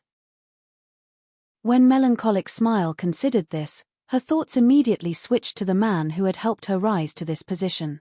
If Shifeng had not been willing to accept her back then, she would most likely have still worried over her day-to-day life. She would still be one of the lifestyle players at the bottom layer of White River City, rejoicing over earning 1 or 2 silver a day. In contrast, when dealing with hundreds, or even thousands, of gold, her current self could maintain indifference. Before her were the upper managers of the various large guilds in White River City. Among them, there was even the guild leader of Overwhelming Smile. One could just imagine how much pressure one would feel from having to discuss business with these people. Yet, Melancholic Smile, who had never encountered such a scene, spoke as naturally as if she were sipping tea while enjoying light conversation. Seeing as everyone present wishes to cooperate with us, I will make things simple. We at Candlelight Trading Firm only have one requirement, Melancholic Smile calmly said. You must sell all of the materials your guilds have collected to us. Everything. We will purchase these materials at 60% market value. In return, the Candlelight Trading Firm will give your guilds a discount on your purchases here. The discounts available range from 5% up to, but not limited to, 15%. In addition, We will reserve some of the rarer items for you, giving you priority to purchase them. If you accept these terms, you may sign the agreement that has just been given out. If not, then you may leave." Melancholic Smile's statement was firm and confident. The managers of the various guilds immediately sucked in a breath of cold air, every one of them falling silent upon hearing the woman's conditions. This was fraud. If they sold all of the materials they had obtained to the candlelight trading firm, what would be left for their own guilds? Moreover, the purchase price was only 60% of market value. Wouldn't they be better off selling their excess materials to the public? Most importantly, they could only receive meager discounts of 5% to 15%. Their guilds wouldn't gain much benefit from such a small discount. In the end, wasn't the candlelight trading firm getting the better end of this deal? I've already said my piece. You can take your time to think it over. However, note that I will take back the contracts in 30 minutes.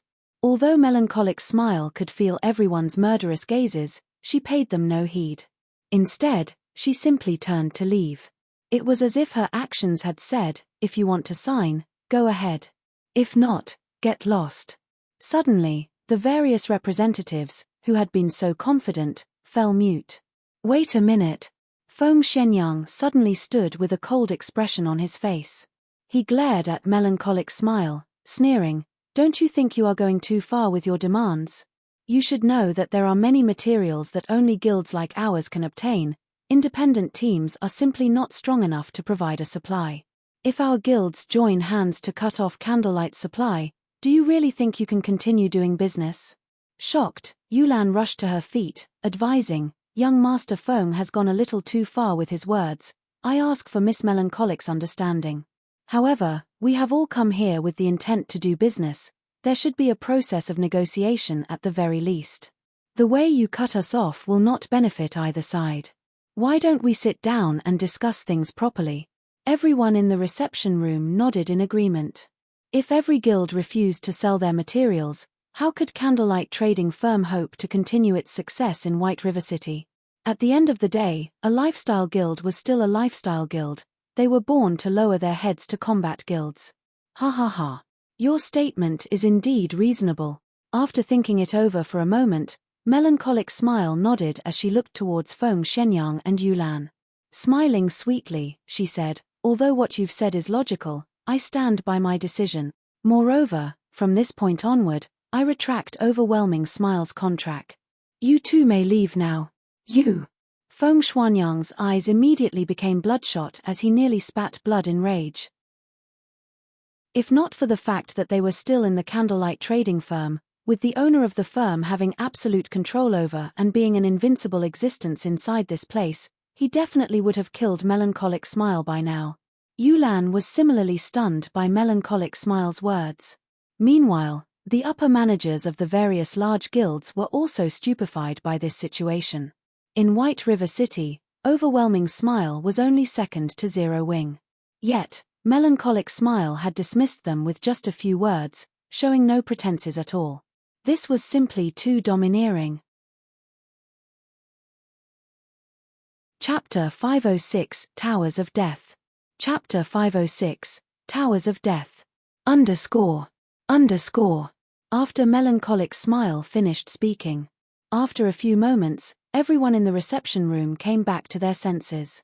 However, they still stared at Melancholic Smile with surprise. Yulan had never expected things to develop in such a way. Melancholic Smile's performance had completely surpassed Yolan's expectations. Her firm rejection was even more unusual. "Miss Melancholic, I believe we have a misunderstanding," Yulan said after calming down. "Overwhelming Smile is not here to seek cooperation, but to invest. I believe that Miss Melancholic knows about Overwhelming Smile's financial prowess.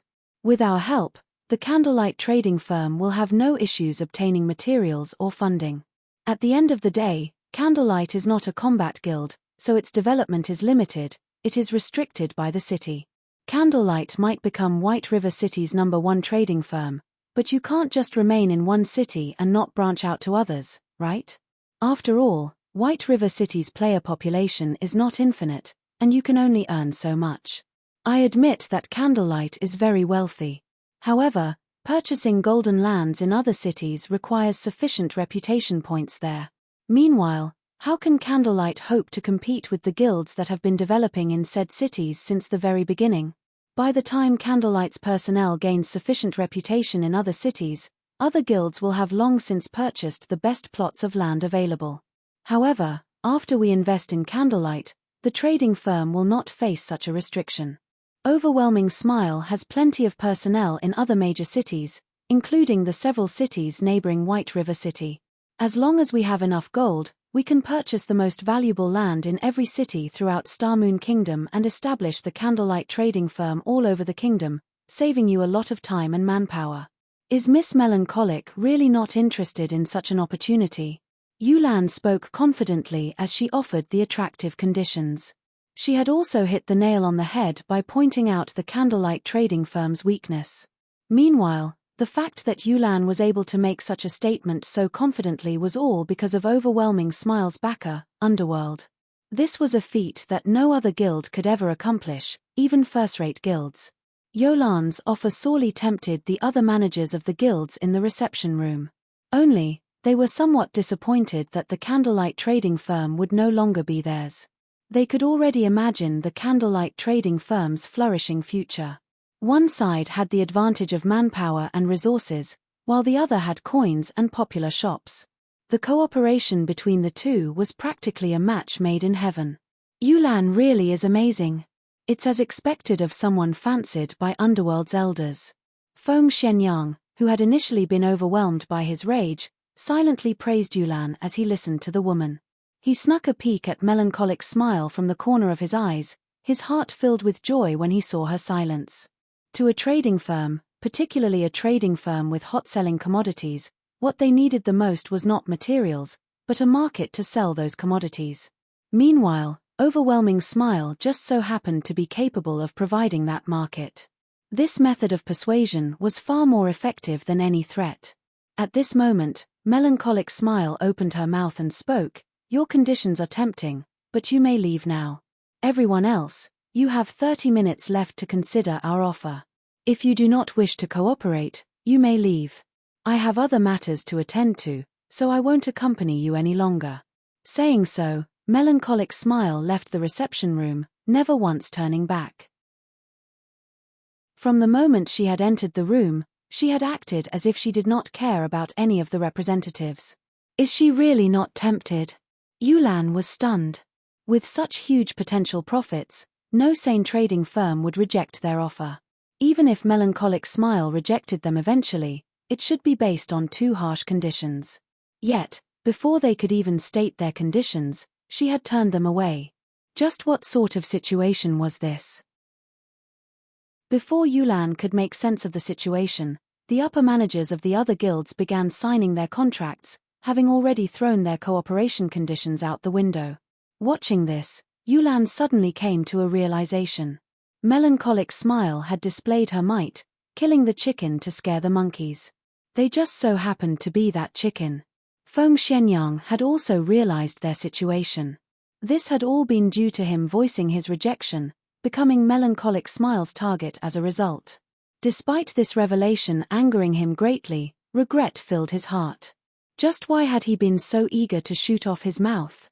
As for encouraging Overwhelming Smile to face off against the Candlelight trading firm, that was simply impossible. Lifestyle players did not leave the city at all. If they remained in the city, who could do anything to them? Lifestyle players were unlike combat players, who relied heavily on their levels and equipment. Even if lifestyle players were killed until they fell back to level 0, so long as their lifestyle skills remained, they would feel no effect whatsoever. It seems that we can only hasten our own firm's establishment, Yulan sighed. Things were becoming much more troublesome than she had initially expected. However, the Candlelight trading firm had also given her a reminder. I have heard that Maple City's branch almost has enough reputation. We might as well develop our trade in Maple City. Moreover, the lands there are much cheaper. If we form an alliance with the other cities to target the Candlelight trading firm, sooner or later, we can defeat it as well. Okay, leave that to me. At this moment, murderous intent filled Feng Xuanyang's eyes. Watching melancholic Smile's departing figure, he revealed a sinister smile as he said, "Though the trading firm itself is unwilling to cooperate, I refuse to believe that every worker is of the same opinion. I'll poach every single one of Candlelight's forgers. We'll see how long Candlelight lasts, then." If a trading firm did not have a supply of goods, customers naturally would not visit it. It would be useless even if the trading firm occupied one of the city's golden lands. The fact that the Candlelight trading firm had become White River City's #1 trading firm so quickly was completely due to the basic strengthened armor kits. Otherwise, how could it possibly surpass the Starstreak trading firm?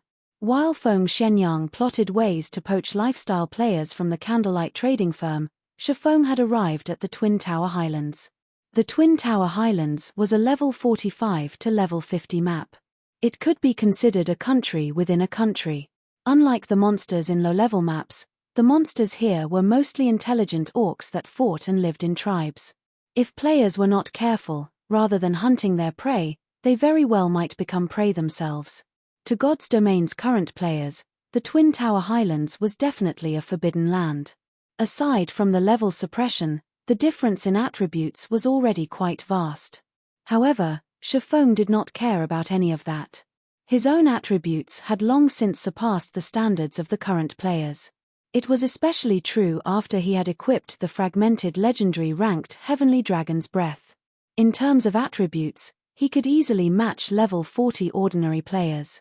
Without level suppression, a 5-level difference in attributes was nothing to Shifeng. Fortunately, Shifeng was very familiar with the Twin Tower Highlands. He had arrived at the core area of the Twin Tower Highlands, the Towers of Death, without so much as encountering a single monster. Dark clouds hid the tops of the 2 tall towers, preventing one from seeing them with a single glance. A thick layer of death also surrounded the towers as cold wind billowed around them. Tall ramparts surrounded the massive Towers of Death. An army of orcs patrolled the walls. Overall, the Towers of Death looked like an impregnable fortress. This was the best location for Shifeng to grind for the light stone forging designs. This should be it. Shifeng activated Wind Rider and the Ring of Nothingness and flew up to the tall walls. Sweeping a glance over the numerous level 47 orcs below the ramparts, a grin appeared on his face. Chapter 507 Explosive Power. Chapter 507 Explosive Power. Not only did the Towers of Death resemble a fortress, but there were also tens of thousands of monsters wandering inside their walls. It was simply impossible to infiltrate without a large team of more than 100 players. However, it was also why the Towers of Death were a good grinding spot.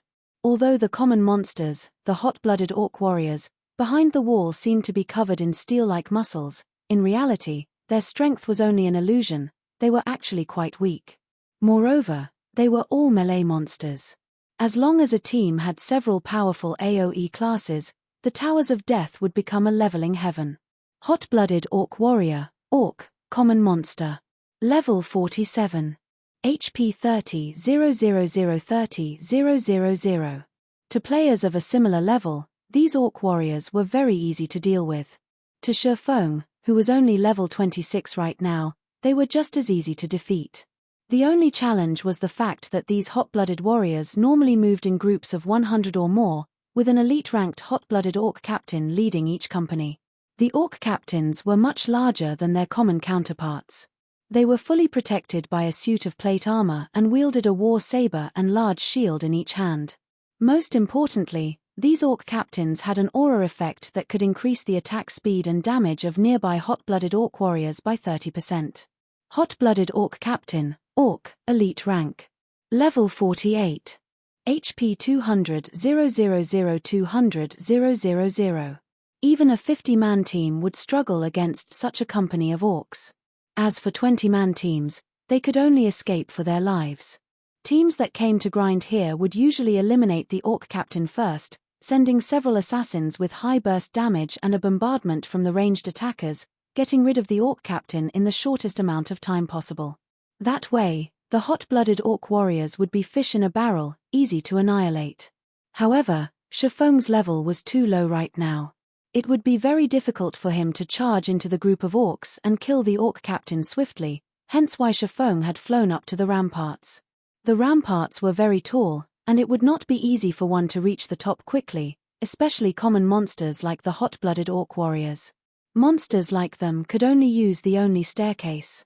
Moreover, it was a long way from the bottom to the top of the stairs, and it would take the orc warriors quite some time to reach the top of the walls.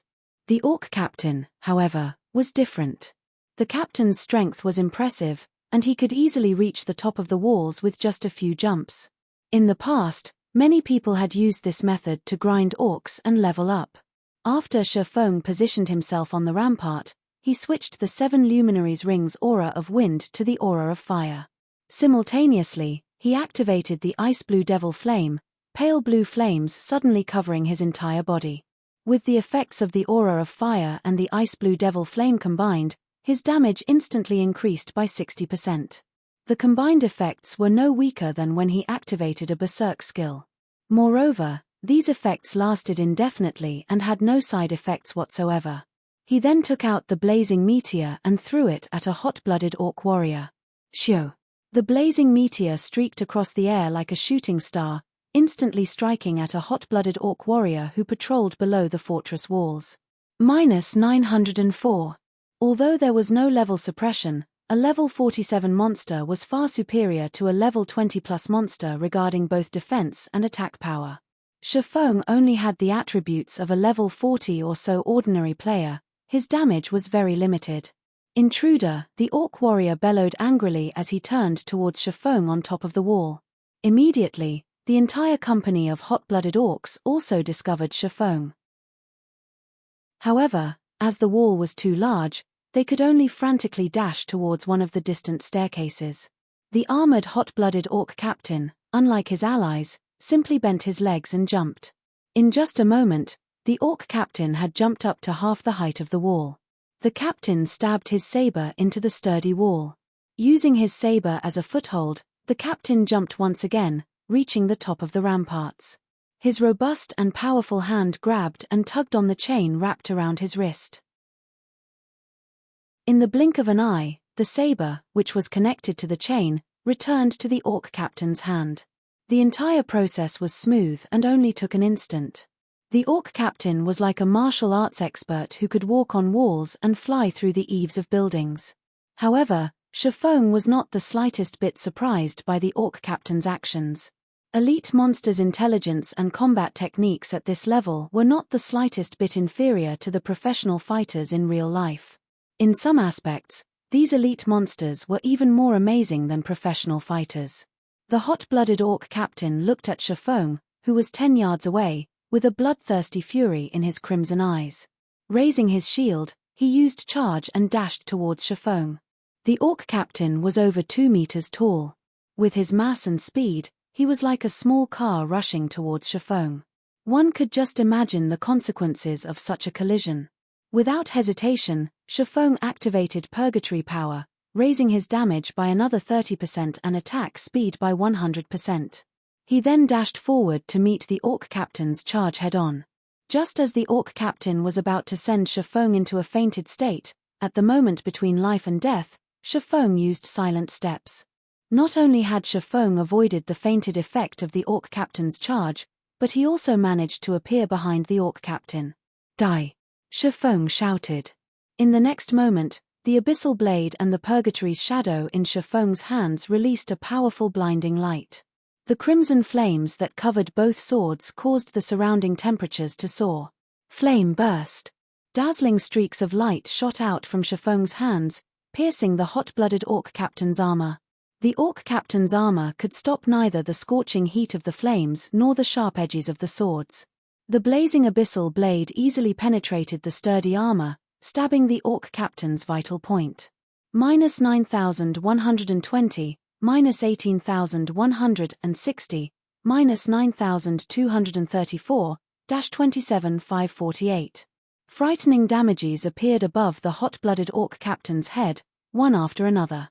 In the blink of an eye, the orc captain had lost close to half of his HP.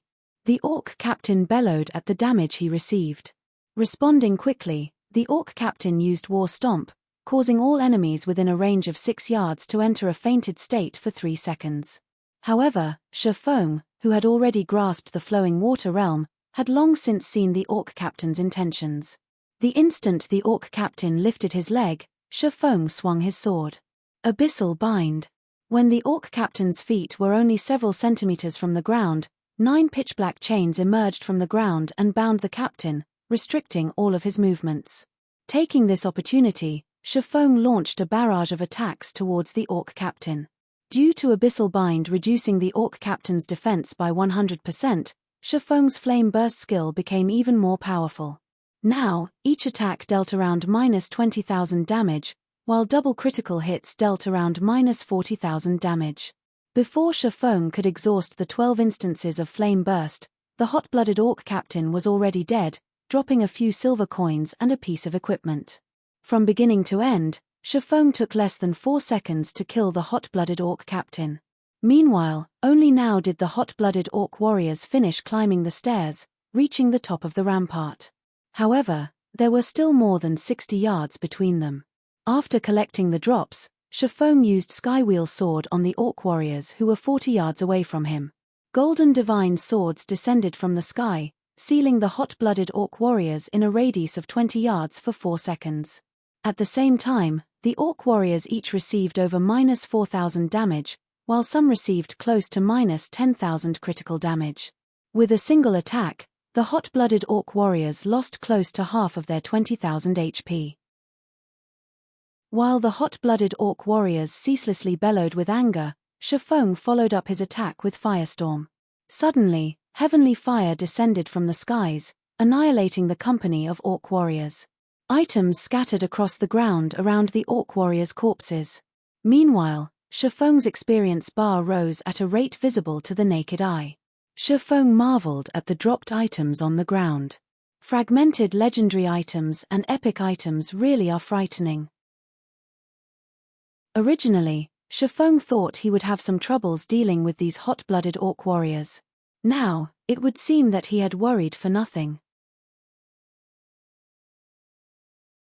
Chapter 508 Successive Promotion. Chapter 508 Successive Promotion. After defeating the first batch of hot-blooded orc warriors, Shifeng had a preliminary understanding of his current strength. He was now confident about what he should do and how far he should go. Previously, he had chosen to lure the group with the least number of orcs as a precaution. Later, so long as he did not lure 2 groups at once, he should be able to defeat an army of 200 or 300 orcs. With this, his chances of obtaining the light stone forging design should be significantly higher. There sure are a lot of dropped items, Shifeng muttered as he arranged the loot from the orc warriors. He had picked up a total of 6 silver. That was more than half a day's earnings for an elite player. The orc warriors had also dropped plenty of scrap items and materials. In total, he had earned nearly 12 silver from killing a single batch. If a piece of level 40 bronze equipment dropped, he could instantly earn another 80 silver or more. However, this result was only due to Shifeng's 5 points of luck.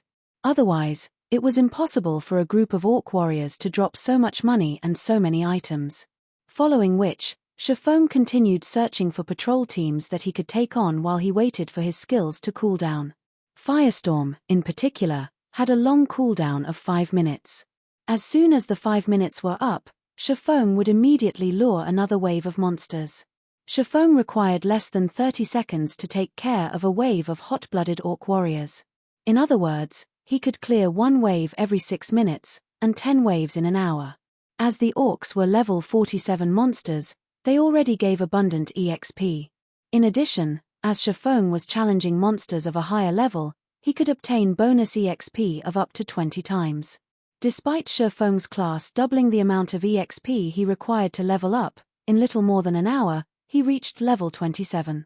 To reach level 28, he just needed to continue grinding for another hour or so. Although the amount of EXP he received was indeed frightening, Shifeng was more excited over the fact that he had obtained 2 light stone forging designs. With 2 forging designs, he could nurture 2 gold mines. Also, when Divine Providence's cooldown completed, Shifeng stopped to open Twilight treasure chests, acquiring plenty of good items. Among them were some recipes for potions such as the intermediate strength potion, basic protection potion, and basic magic damage potion. These were all potions that players around level 40 would commonly use. Only, the recipes for these potions were impossible for current players to obtain. In addition, Shifeng had also obtained some level 30 secret silver and fine gold equipment, which he intended to use to replenish the guild's warehouse.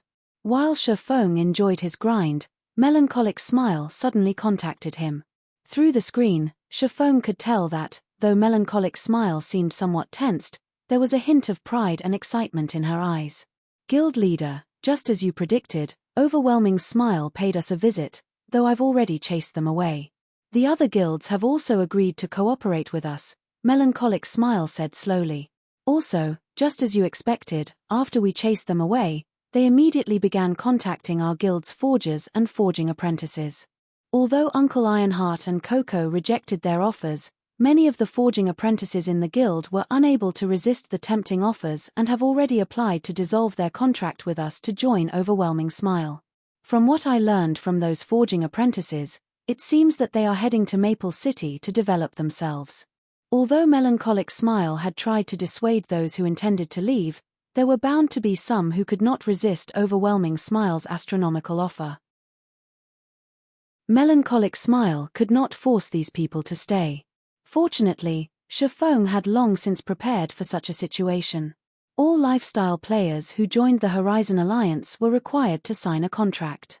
Under this contract, the Horizon Alliance would provide all materials, forging designs, forging rooms, and other necessities for the lifestyle player.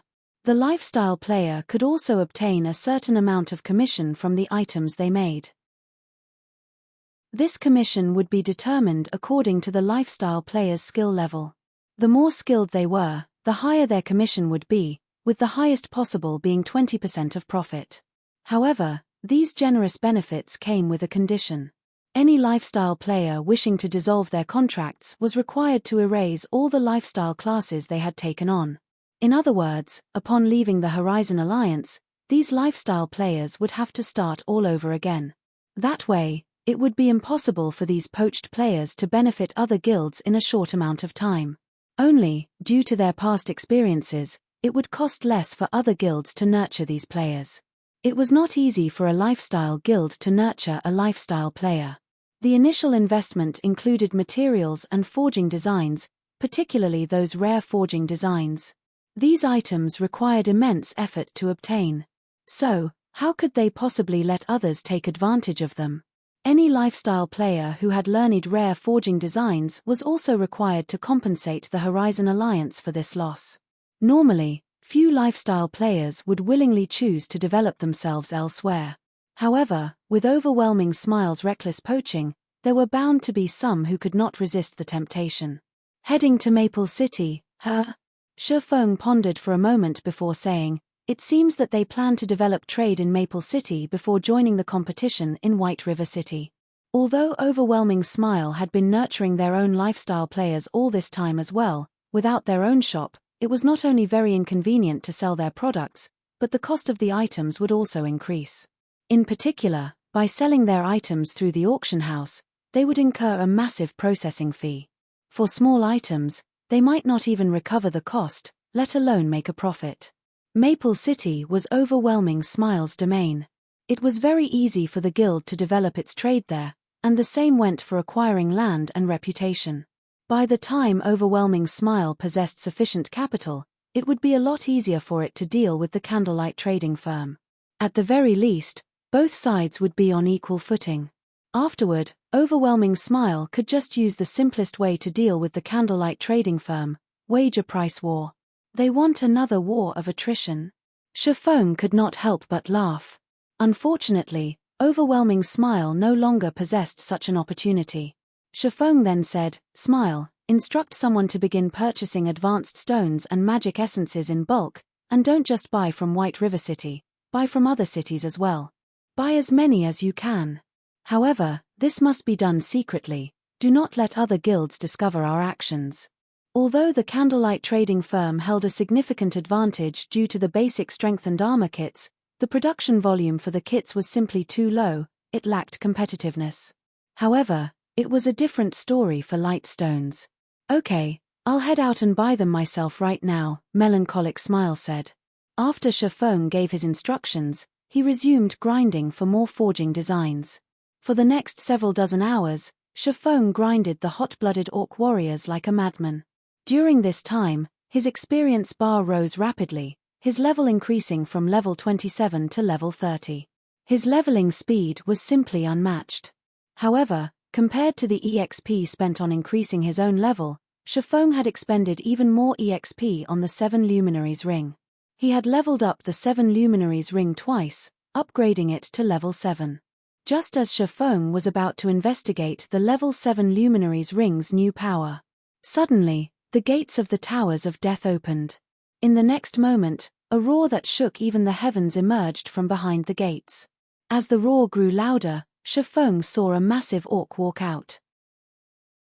This orc wore exquisite armor and had a black cape draped over his back. Upon the appearance of this massive orc, the orcs outside the Towers of Death went into a frenzy. It was as if they were welcoming the arrival of their king. Why has the Orc King appeared here? Shifeng could not help his surprise. Chapter 509 Mythic. Chapter 509 Mythic. The valiant and extraordinary Orc King slowly walked up to an altar before the Towers of Death, constantly muttering incantations as he approached the pitch-black altar. Suddenly, countless blood-red runes emerged from the altar. The sky also dimmed as strong winds blew. Countless hot-blooded orcs gathered beneath the altar. If one looked down from the ramparts, they would discover a black mass of tens of thousands of orcs within the fortress walls. After these orcs gathered around the black altar, they fell to their knees and prayed. This spectacular scene amazed even Shifeng. Just what are they trying to do? Shifeng was utterly confused. The Towers of Death of the Twin Tower Highlands were, in reality, a level 50, 100-man team dungeon. In the past, Shifeng had raided this dungeon many times, so he had a relatively good understanding of the Towers of Death. However, today was the first time Shifeng had seen something this odd. In particular, the Orc King who had emerged from the Towers of Death was the final boss of the dungeon, Orc King Tresic. When challenging the Hell mode difficulty of the dungeon, Orc King Tresic was a level 54 Grand Lord. Meanwhile, the Orc King Tresic standing on the altar right now was a level 60 mythic monster. Monsters in God's domain occupied multiple ranks. From weakest to strongest, these ranks were Common, Elite, Special Elite, Chieftain, Lord, High Lord, Great Lord, Grand Lord. Standing above Grand Lord was Mythic. Orc King Tresic, Mythic Monster. Level 60. HP 90 0000090 0000000. Upon seeing the Orc King's information, even Shifeng could not believe his own eyes. A mythic monster. A mythic monster was slightly stronger than even a Tier 4 class. Moreover, with that ridiculous amount of HP, any Tier 4 party of the same level that attempted to raid Orc King Tresic would be beaten senseless. At the very least, a 50-man team of Tier 4 players was necessary to raid the Orc King. Tier 4 classes already stood at the top of God's domain. It was extremely difficult to reach this tier, so how could it possibly be easy to gather 50 Tier 4 players? Not to mention, players could only begin challenging their Tier 2 class change quests at level 50, they were still far from reaching Tier 4. To players below level 60, Orc King Tresic was practically invincible. However, it was because of this that Shifeng's interest grew. The final boss of the Towers of Death had actually left the dungeon to pray. Moreover, the boss's rank had risen to Mythic. There was no way Shifeng could grind the hot-blooded orcs at the moment. The area beneath the ramparts was packed with warriors and captains right now. If he attacked any one of them, he might attract every monster beneath the walls, including the Orc King Tresic. They would annihilate him, leaving no room for escape. I'm interested to see just what this is about. In any case, Shifeng was not in a hurry. He took a seat in the corner of the wall and observed the situation at the altar. However, the orc's prayer was relatively long. Even after over half an hour, these orcs continued to pray. Out of frustration, Shifeng began arranging the contents of his bag. After grinding for dozens of hours, Shifeng had lost count of how many hot-blooded orc warriors he had killed. The items they had dropped had nearly filled his bag. Had he not thrown away some of the worthless scrap items, not even his super-large bag would be able to hold all of the loot. Shifeng had to admit that the Towers of Death were indeed an efficient place to farm light stone forging designs. With the addition of his 5 points of luck, his harvest was even more frightening. In total, Shifeng had obtained 141 light stone forging designs. He had also collected close to 30 gold and some random scrap items and materials. If ordinary players came here to grind, they could definitely make a fortune overnight. 30 gold coins. Although the value of gold coins continuously depreciated, each gold coin was still worth more than 7,000 credits. In other words, Shifeng had earned nearly 210,000 credits in a single day. However, none of these were Shifeng's greatest prizes. His most valuable gain was the promotion of the 7 Luminaries ring and the equipment he had obtained from opening treasure chests. After upgrading the 7 Luminaries ring to level 7, its skills all received massive transformations.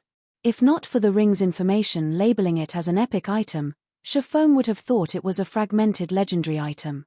7 Luminaries ring, replica, ring, epic rank. Level 20, level 80, current level, 30. Equipment requirement, strength 200. Attributes will be adjusted according to user's level. Strength plus 64, agility plus 60, intelligence plus 52, endurance plus 60, vitality plus 55. Damage plus 10%. Maximum HP plus 15%. Ignore levels plus 10. All skills plus 2 levels. All items level requirement reduced by 5 levels. Additional skill dash. 7 Luminaries aura. There are 7 different auras: earth, water, wind, fire, time, illusion, and space. Only one aura can be used each time, and there will be a cooldown of 1 minute when changing between auras. Aura of Earth. Level 7, requires 200 million EXP to upgrade to level 8. Defense increased by 60%. Damage taken reduced by 55%. Activatable skill dash. Absolute defense. Become immune to all damage for 5 seconds. Cooldown, 1 minute 20 seconds. Aura of Water. Level 7, requires 200 million EXP to upgrade to level 8. Received healing increased by 100%. Cast consumption reduced by 50%. Activatable skill dash. Life Bloom. Heal selected target for 30% HP every second for 40 seconds. Cooldown, 1 minute 30 seconds. Aura of Wind. Level 7, requires 200 million EXP to upgrade to level 8. Movement speed increased by 60%. Attack speed increased by 60%. Agility increased by 50%. Activatable skill dash. Wind Rider. Enables temporary flight and movement speed increase of 220% for 24 seconds. Cooldown, 2 minutes. Aura of Fire. Level 7, requires 200 million EXP to upgrade to level 8. Damage increased by 50%. Target's defense reduced by 60%. Activatable skill dash. Firestorm. Inflicts 1000% damage within a range of 30 by 30 yards for 6 seconds.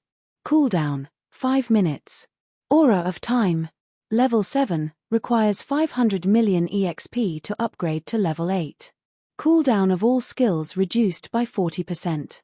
Enemies within a 150-yard radius will have their movement speed and attack speed reduced by 40%, and cooldown of skills increased by 50%. Activatable skill dash. Absolute Time.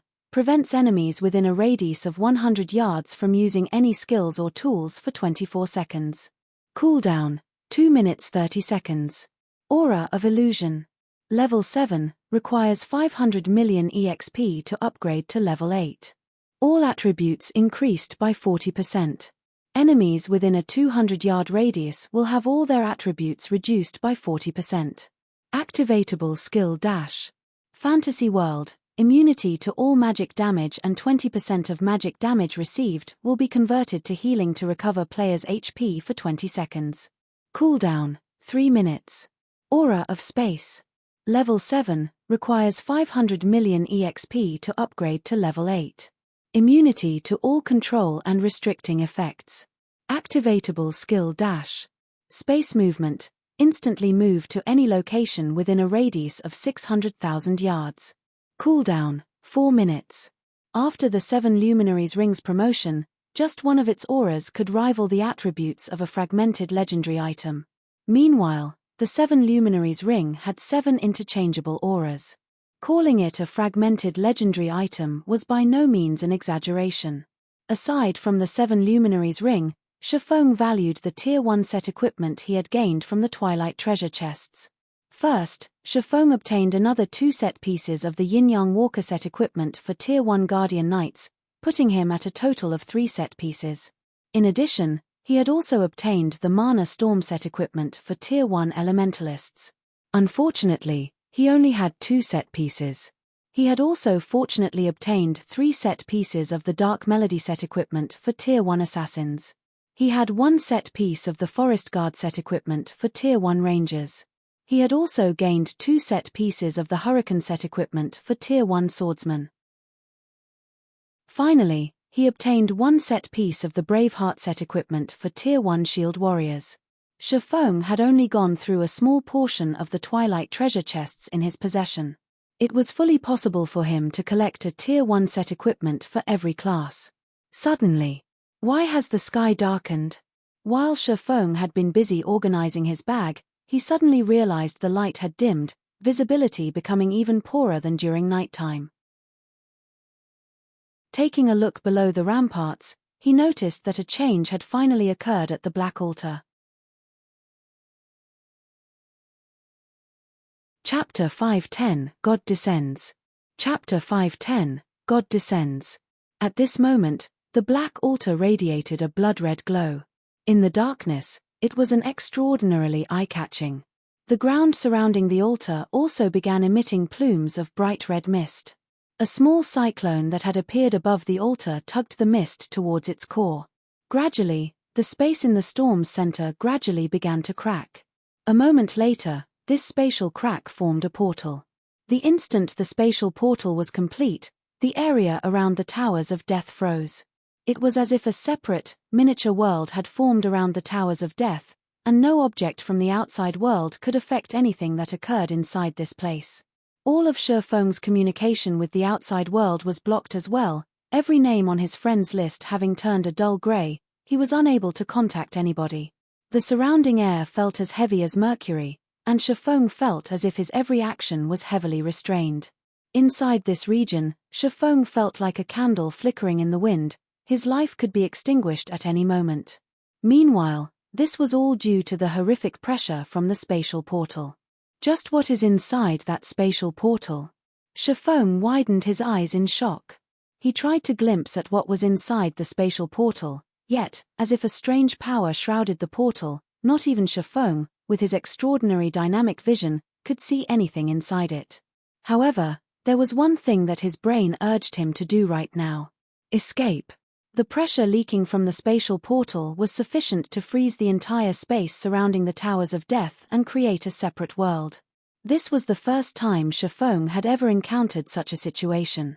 While Shifeng struggled to recover from his shock, the hundreds of thousands of orcs surrounding the pitch-black altar suddenly turned into blood mist.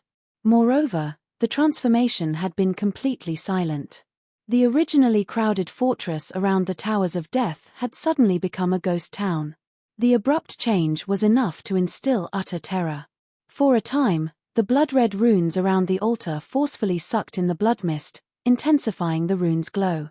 Simultaneously, the portal above the altar grew, the pressure it emitted increasing as well. The air that had previously felt as heavy as mercury now felt as dense as fine steel. Now, Shifeng could not move in the slightest. Is this divine might? A possibility suddenly flashed in Shifeng's mind. Divine might. It was something that Shifeng had felt more than a few times before. As long as divine might was activated, any players within the affected area would receive various sorts of suppression. Moreover, the wider the gap in tiers, the greater the suppression would be. Only players of the same tier would be unaffected by divine might. However, of all the divine might Shifeng had experienced before, not one had rendered him completely incapable of movement. Before Shifeng could reflect more on the situation, the Orc King Tresic finally finished chanting his incantation. Suddenly, the area around the Towers of Death fell eerily silent. Shifeng noticed hints of excitement and longing on Tresic's ferocious face. At this moment, the spatial portal blotted out the area above the black altar. If the portal descended now, Shifeng did not doubt that it would devour the massive black altar whole. However, the black portal did not descend. Instead, the portal released a loud sound resembling the cracking of glass. It was as if something inside the portal were trying to smash its way through the mysterious power surrounding it. Shifeng began to have a bad feeling about this. If a god truly descended, then he would die with 100% certainty. A god possessed extremely acute senses. Even over 1,000-yard distance, a god could discover a player long before that player discovered said god. In the past, plenty of players had been very interested in gods. Unfortunately, many Tier 4 players had not been able to get even 3,000 yards close to the gods before the divine beings swatted them like flies. Meanwhile, Tier 5 players had survived the wrath of gods, but only Tier 6 players qualified to challenge them. Even then, they only qualified. At this moment, Shifeng was less than 2,000 yards away from the altar. If a god descended, it would discover him immediately and send him to his death with a single slap. It shouldn't be able to descend, right? Shifeng could feel that the mysterious power surrounding the spatial portal was already at its limits. In the blink of an eye, a gigantic hand that blotted out the sky suddenly emerged from the portal. In the face of this hand, even the massive altar seemed like a small toy. Fortunately, the instant this hand descended, countless golden chains suddenly emerged from the sky. These golden chains immediately bound the hand, preventing it from moving. The chains of order. Shifeng breathed a sigh of relief at the sudden appearance of these fine chains. Sure enough, it is impossible for a god to appear here. Although the golden chains were thin, they contained an immeasurable amount of power. Even gods could not fight these chains. Yet, this massive hand abruptly twitched, and a single item fell from its palm. This item released a dazzling golden glow that illuminated the entire fortress around the Towers of Death. The moment this item landed in front of the Orc King, the gigantic hand in the sky retreated through the spatial portal. Peace returned to the Towers of Death. Did that god break open the spatial portal just to give the Orc King an item? Shifeng was utterly stunned. An item that was obtained from a god through the sacrifice of hundreds of thousands of orcs. Even if Shifeng could not clearly see what that item was, but judging from how the Orc King had willingly made such an immense sacrifice, it was definitely an extraordinary treasure. If he could steal it. However, Shifeng promptly shook his head, removing the thought from his mind. Only those who wanted to give up on life would attempt to steal an item from a mythic monster. It would be no different than trying to steal from White River City's magistrate, the Tier 4 Great Wizard Weissman. Just as Shifeng was about to turn and leave, a figure suddenly came flying towards the Towers of Death from a distance.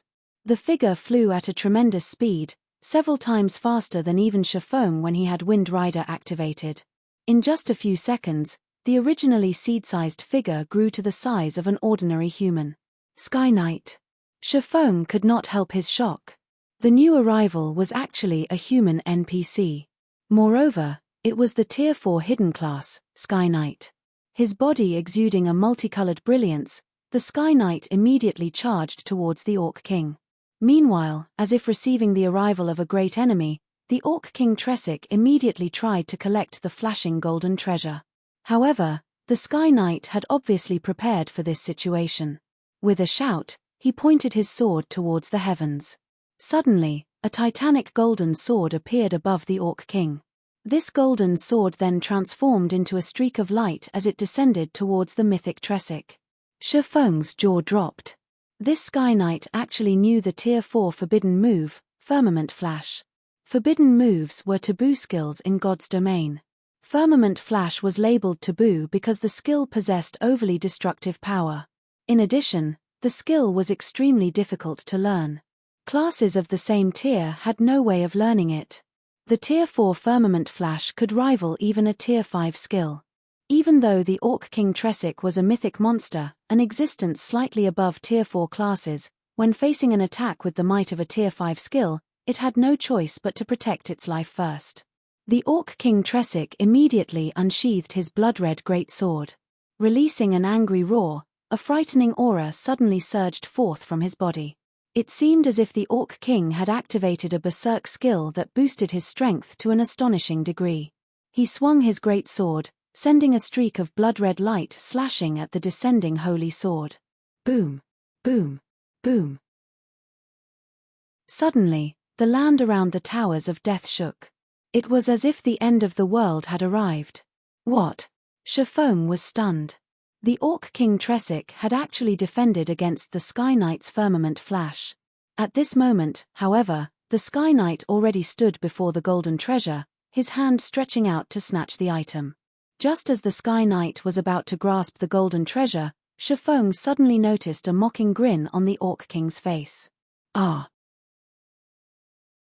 The instant the Sky Knight touched the golden treasure, he suddenly released a tragic scream. Suddenly, his body transformed into countless particles of light. Chapter 511, God Crystal. Chapter 511, God Crystal. A Tier 4 Sky Knight had been a tyrant qualified to rule over a large city, yet such a dominant existence had died without offering even the slightest of resistance. Shafong even wondered if he were hallucinating. Is it a trap specifically targeting the Sky Knight?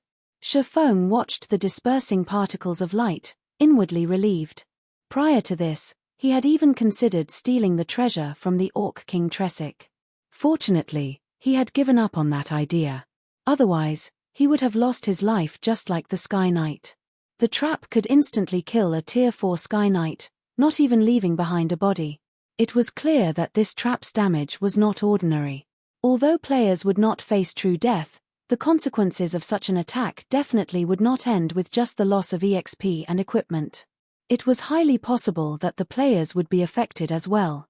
At the very minimum, players' immortal souls would receive damage, preventing them from logging into God's domain for a time. However, this was still not the most severe possibility. In some circumstances, players who died might even have to delete their accounts after reviving. It was possible that the Sky Knight's death fit into this category. After the Sky Knight died, Tresic kept his blood-red greatsword and slowly walked towards the treasure. Looking at the treasure with its golden divine glow, a grin on the Orc King's ferocious face. Tresic then began chanting his incantation once again. Suddenly, golden runes formed around the treasure, wrapping around the item, as if sealing it. Is it not a trap? As Shafong watched the Orc King's actions, it was clear that the trap was not meant for the mythic monster. Instead, there should be something special about the treasure that prevented others from touching it. However, as the Sky Knight had not known this, he had been erased out of existence. Since the Orc King knew that he could not touch the treasure, he knew exactly what kind of item that treasure was, hence why he sealed it. Should I take this risk? Shafong hesitated. Before, as the Orc King and the treasure were too close, by the time Shafong made it to the treasure, the Orc King would have already claimed it. However, now that the Orc King sealed the treasure, he had a chance to steal it. Shafong could take the opportunity while the Orc King was busy to sneak over. And as the treasure was sealed, he could steal it. However, Shafong had also witnessed the Orc King's power. Tresic had managed to block even the Firmament Flash, which had the power of a Tier 5 skill. Dealing with a Tier 1 player like him would be child's play for the Orc King. It was possible that, before he could even arrive before the treasure, the Orc King's greatsword would have already devoured his life. Moreover, escaping after he collected the treasure was also a problem. With the Orc King Tresic's attributes, even if Shafong's speed were several times faster, he would not escape from the Orc King's clutches. Seeing as the number of golden runes surrounding the treasure had gradually increased, it was clear that the time remaining for the completion of the treasure's seal grew shorter and shorter. Shifeng looked at the 7 luminaries ring wrapped around his finger. Suddenly, he activated gravity liberation and jumped down from the wall. He then made a dash for the black altar. It would be a pity if he did not at least try to steal a treasure that could tempt even a Tier 4 NPC. Moreover, after the 7 luminaries ring had upgraded to level 7, the ring's skills had undergone massive improvements. Shifeng could totally give stealing the treasure a try. Above the black altar, Orc King Tresic focused on chanting his incantation. Meanwhile, Shifeng slowly approached the altar. A mythic monster's perception range was not as wide as a god's. Normally, that range was around 100 yards. Hence, Shifeng still had a chance. If the Orc King's perception range were any wider, Shifeng would have no choice but to flee. When Shifeng was about 100 yards from the Orc King, he halted his steps. Sure enough, the Orc King had yet to notice his presence. Shifeng then walked along the distance of 100 yards, searching for the location closest to the treasure before settling down and waiting for the moment the treasure's seal finished. Line after line of golden runes hovered around the treasure. This was the first time Shifeng had ever witnessed such a complicated sealing ritual.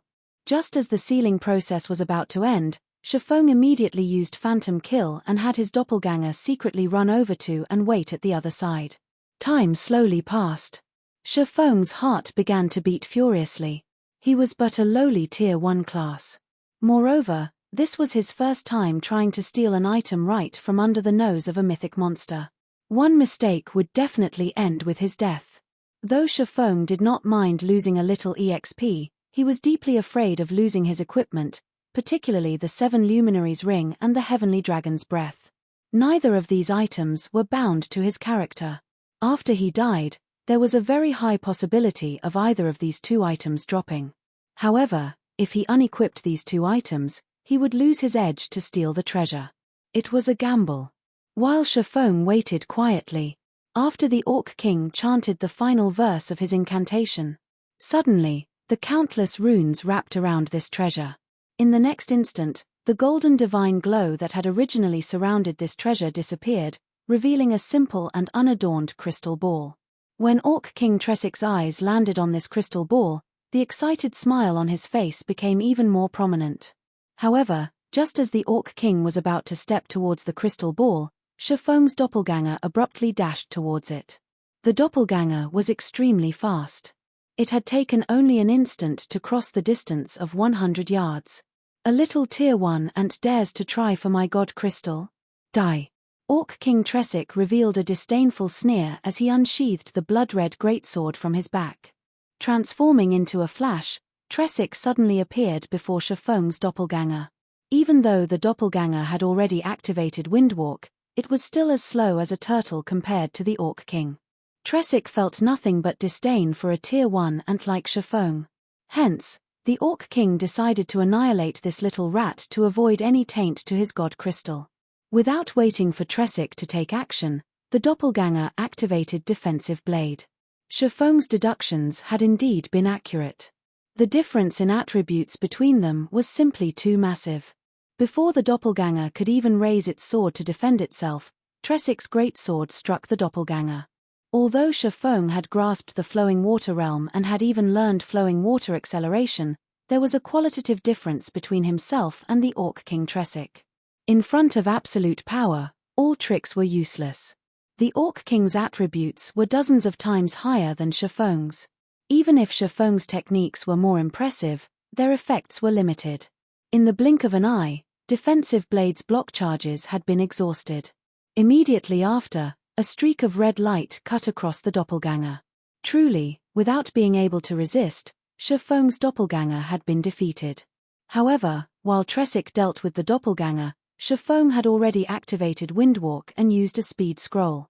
He had even activated Blade Liberation, increasing his agility by 80%, and activated the additional skill of the Flame Boots, Flame Rush, increasing his movement speed by an additional 100%. At this moment, Shifeng was faster than even wind itself.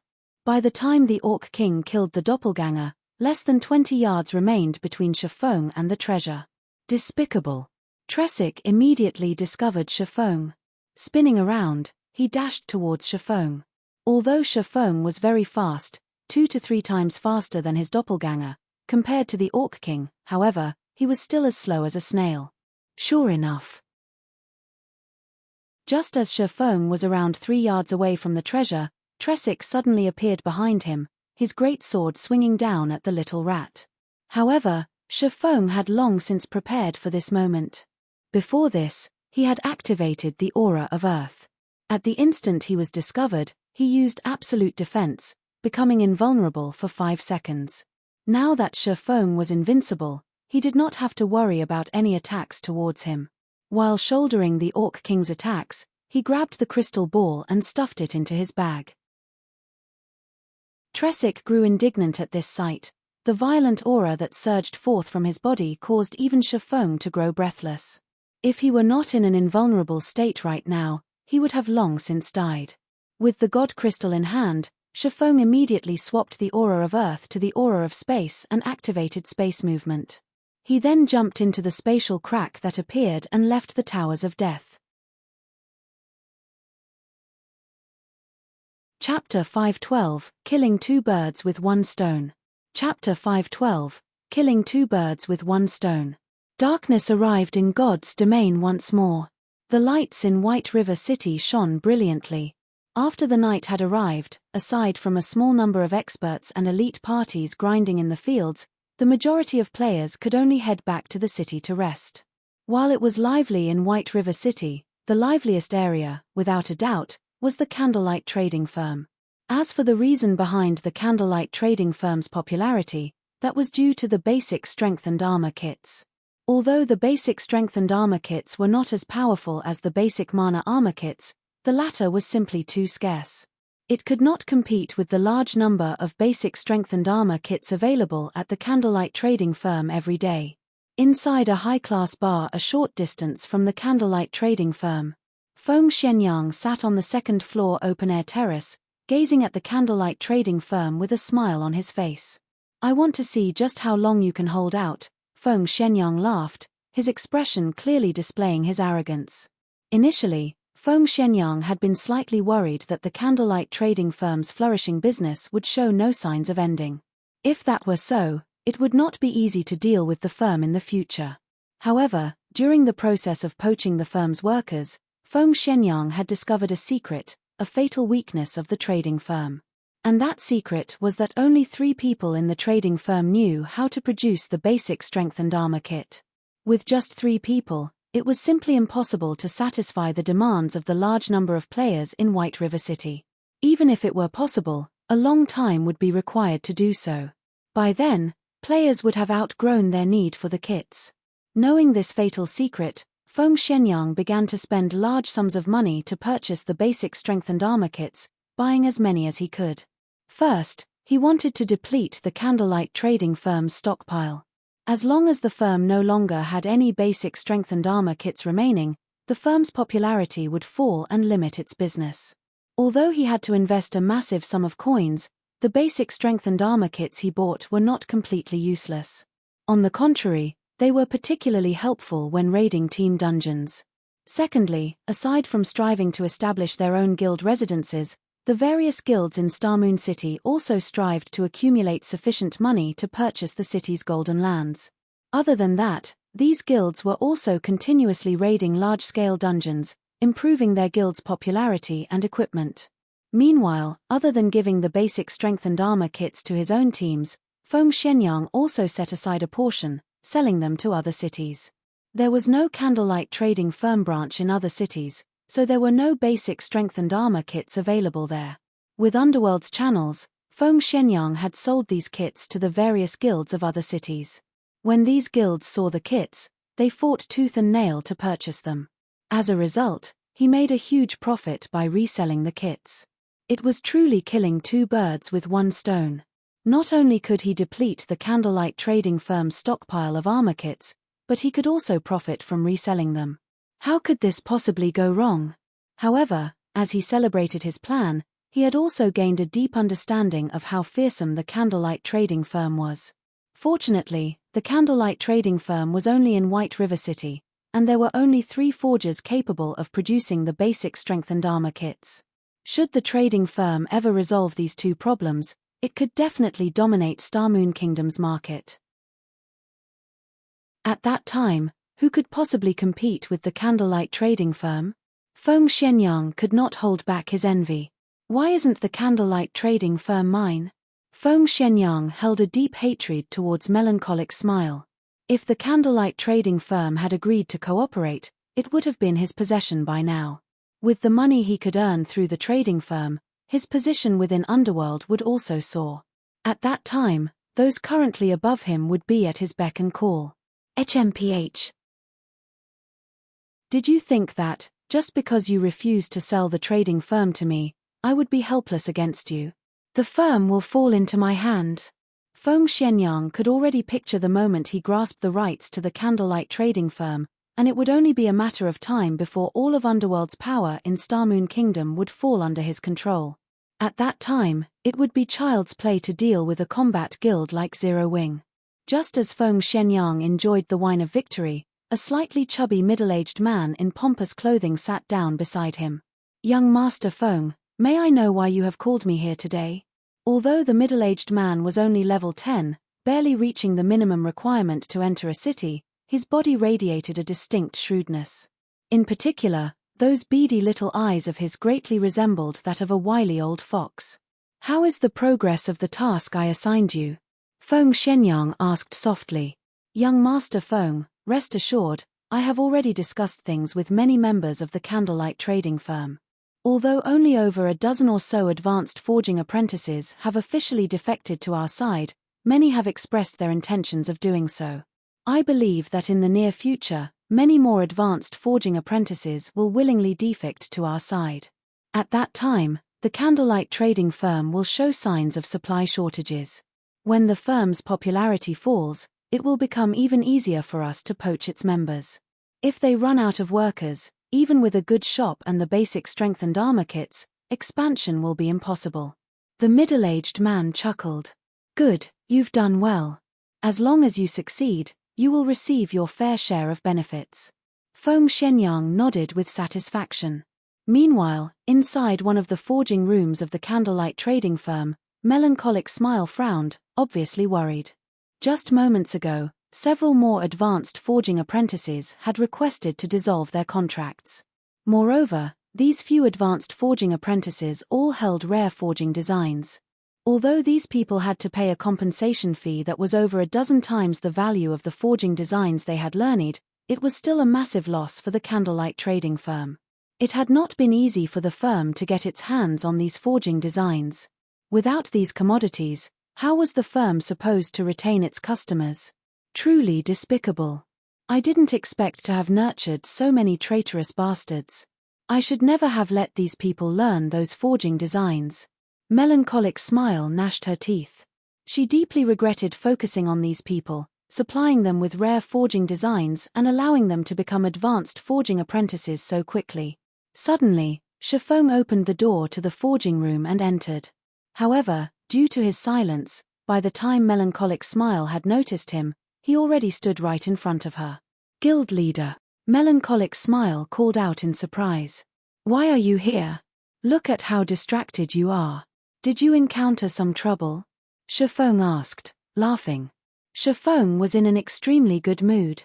After stealing the god crystal from the mythic monster Orc King Tresic and escaping with his life, he had made a beeline for White River City, afraid that the Orc King would catch up to him and finish him off. Now that he had returned to White River City, even if the Orc King did catch up to him, it was impossible for him to invade the city. Guild leader, I'm useless.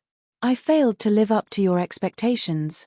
To think that I have been nurturing so many ungrateful bastards. Regret filled Melancholic Smile's eyes. Shifeng had entrusted so many rare forging designs to her and had even repeatedly stressed that she should only let those who were trustworthy to learn them, yet, in the end, listening to Melancholic Smile's mumbling, Shifeng could not help but laugh. So, that's what's going on, no problem. Although we lost some rare forging designs, haven't we earned several million credits in return? Shifeng smiled calmly. He then took out a wad of forging designs, tossing them onto the stone platform. Since Overwhelming Smile wishes to poach our advanced forging apprentices who have learned rare forging designs, let them have at it. If they can afford it, let them poach as many members as they want. I welcome them to do so. You're tuning in to the Celestial War YouTube channel. Don't forget to subscribe and join us on this journey to catch the most captivating stories.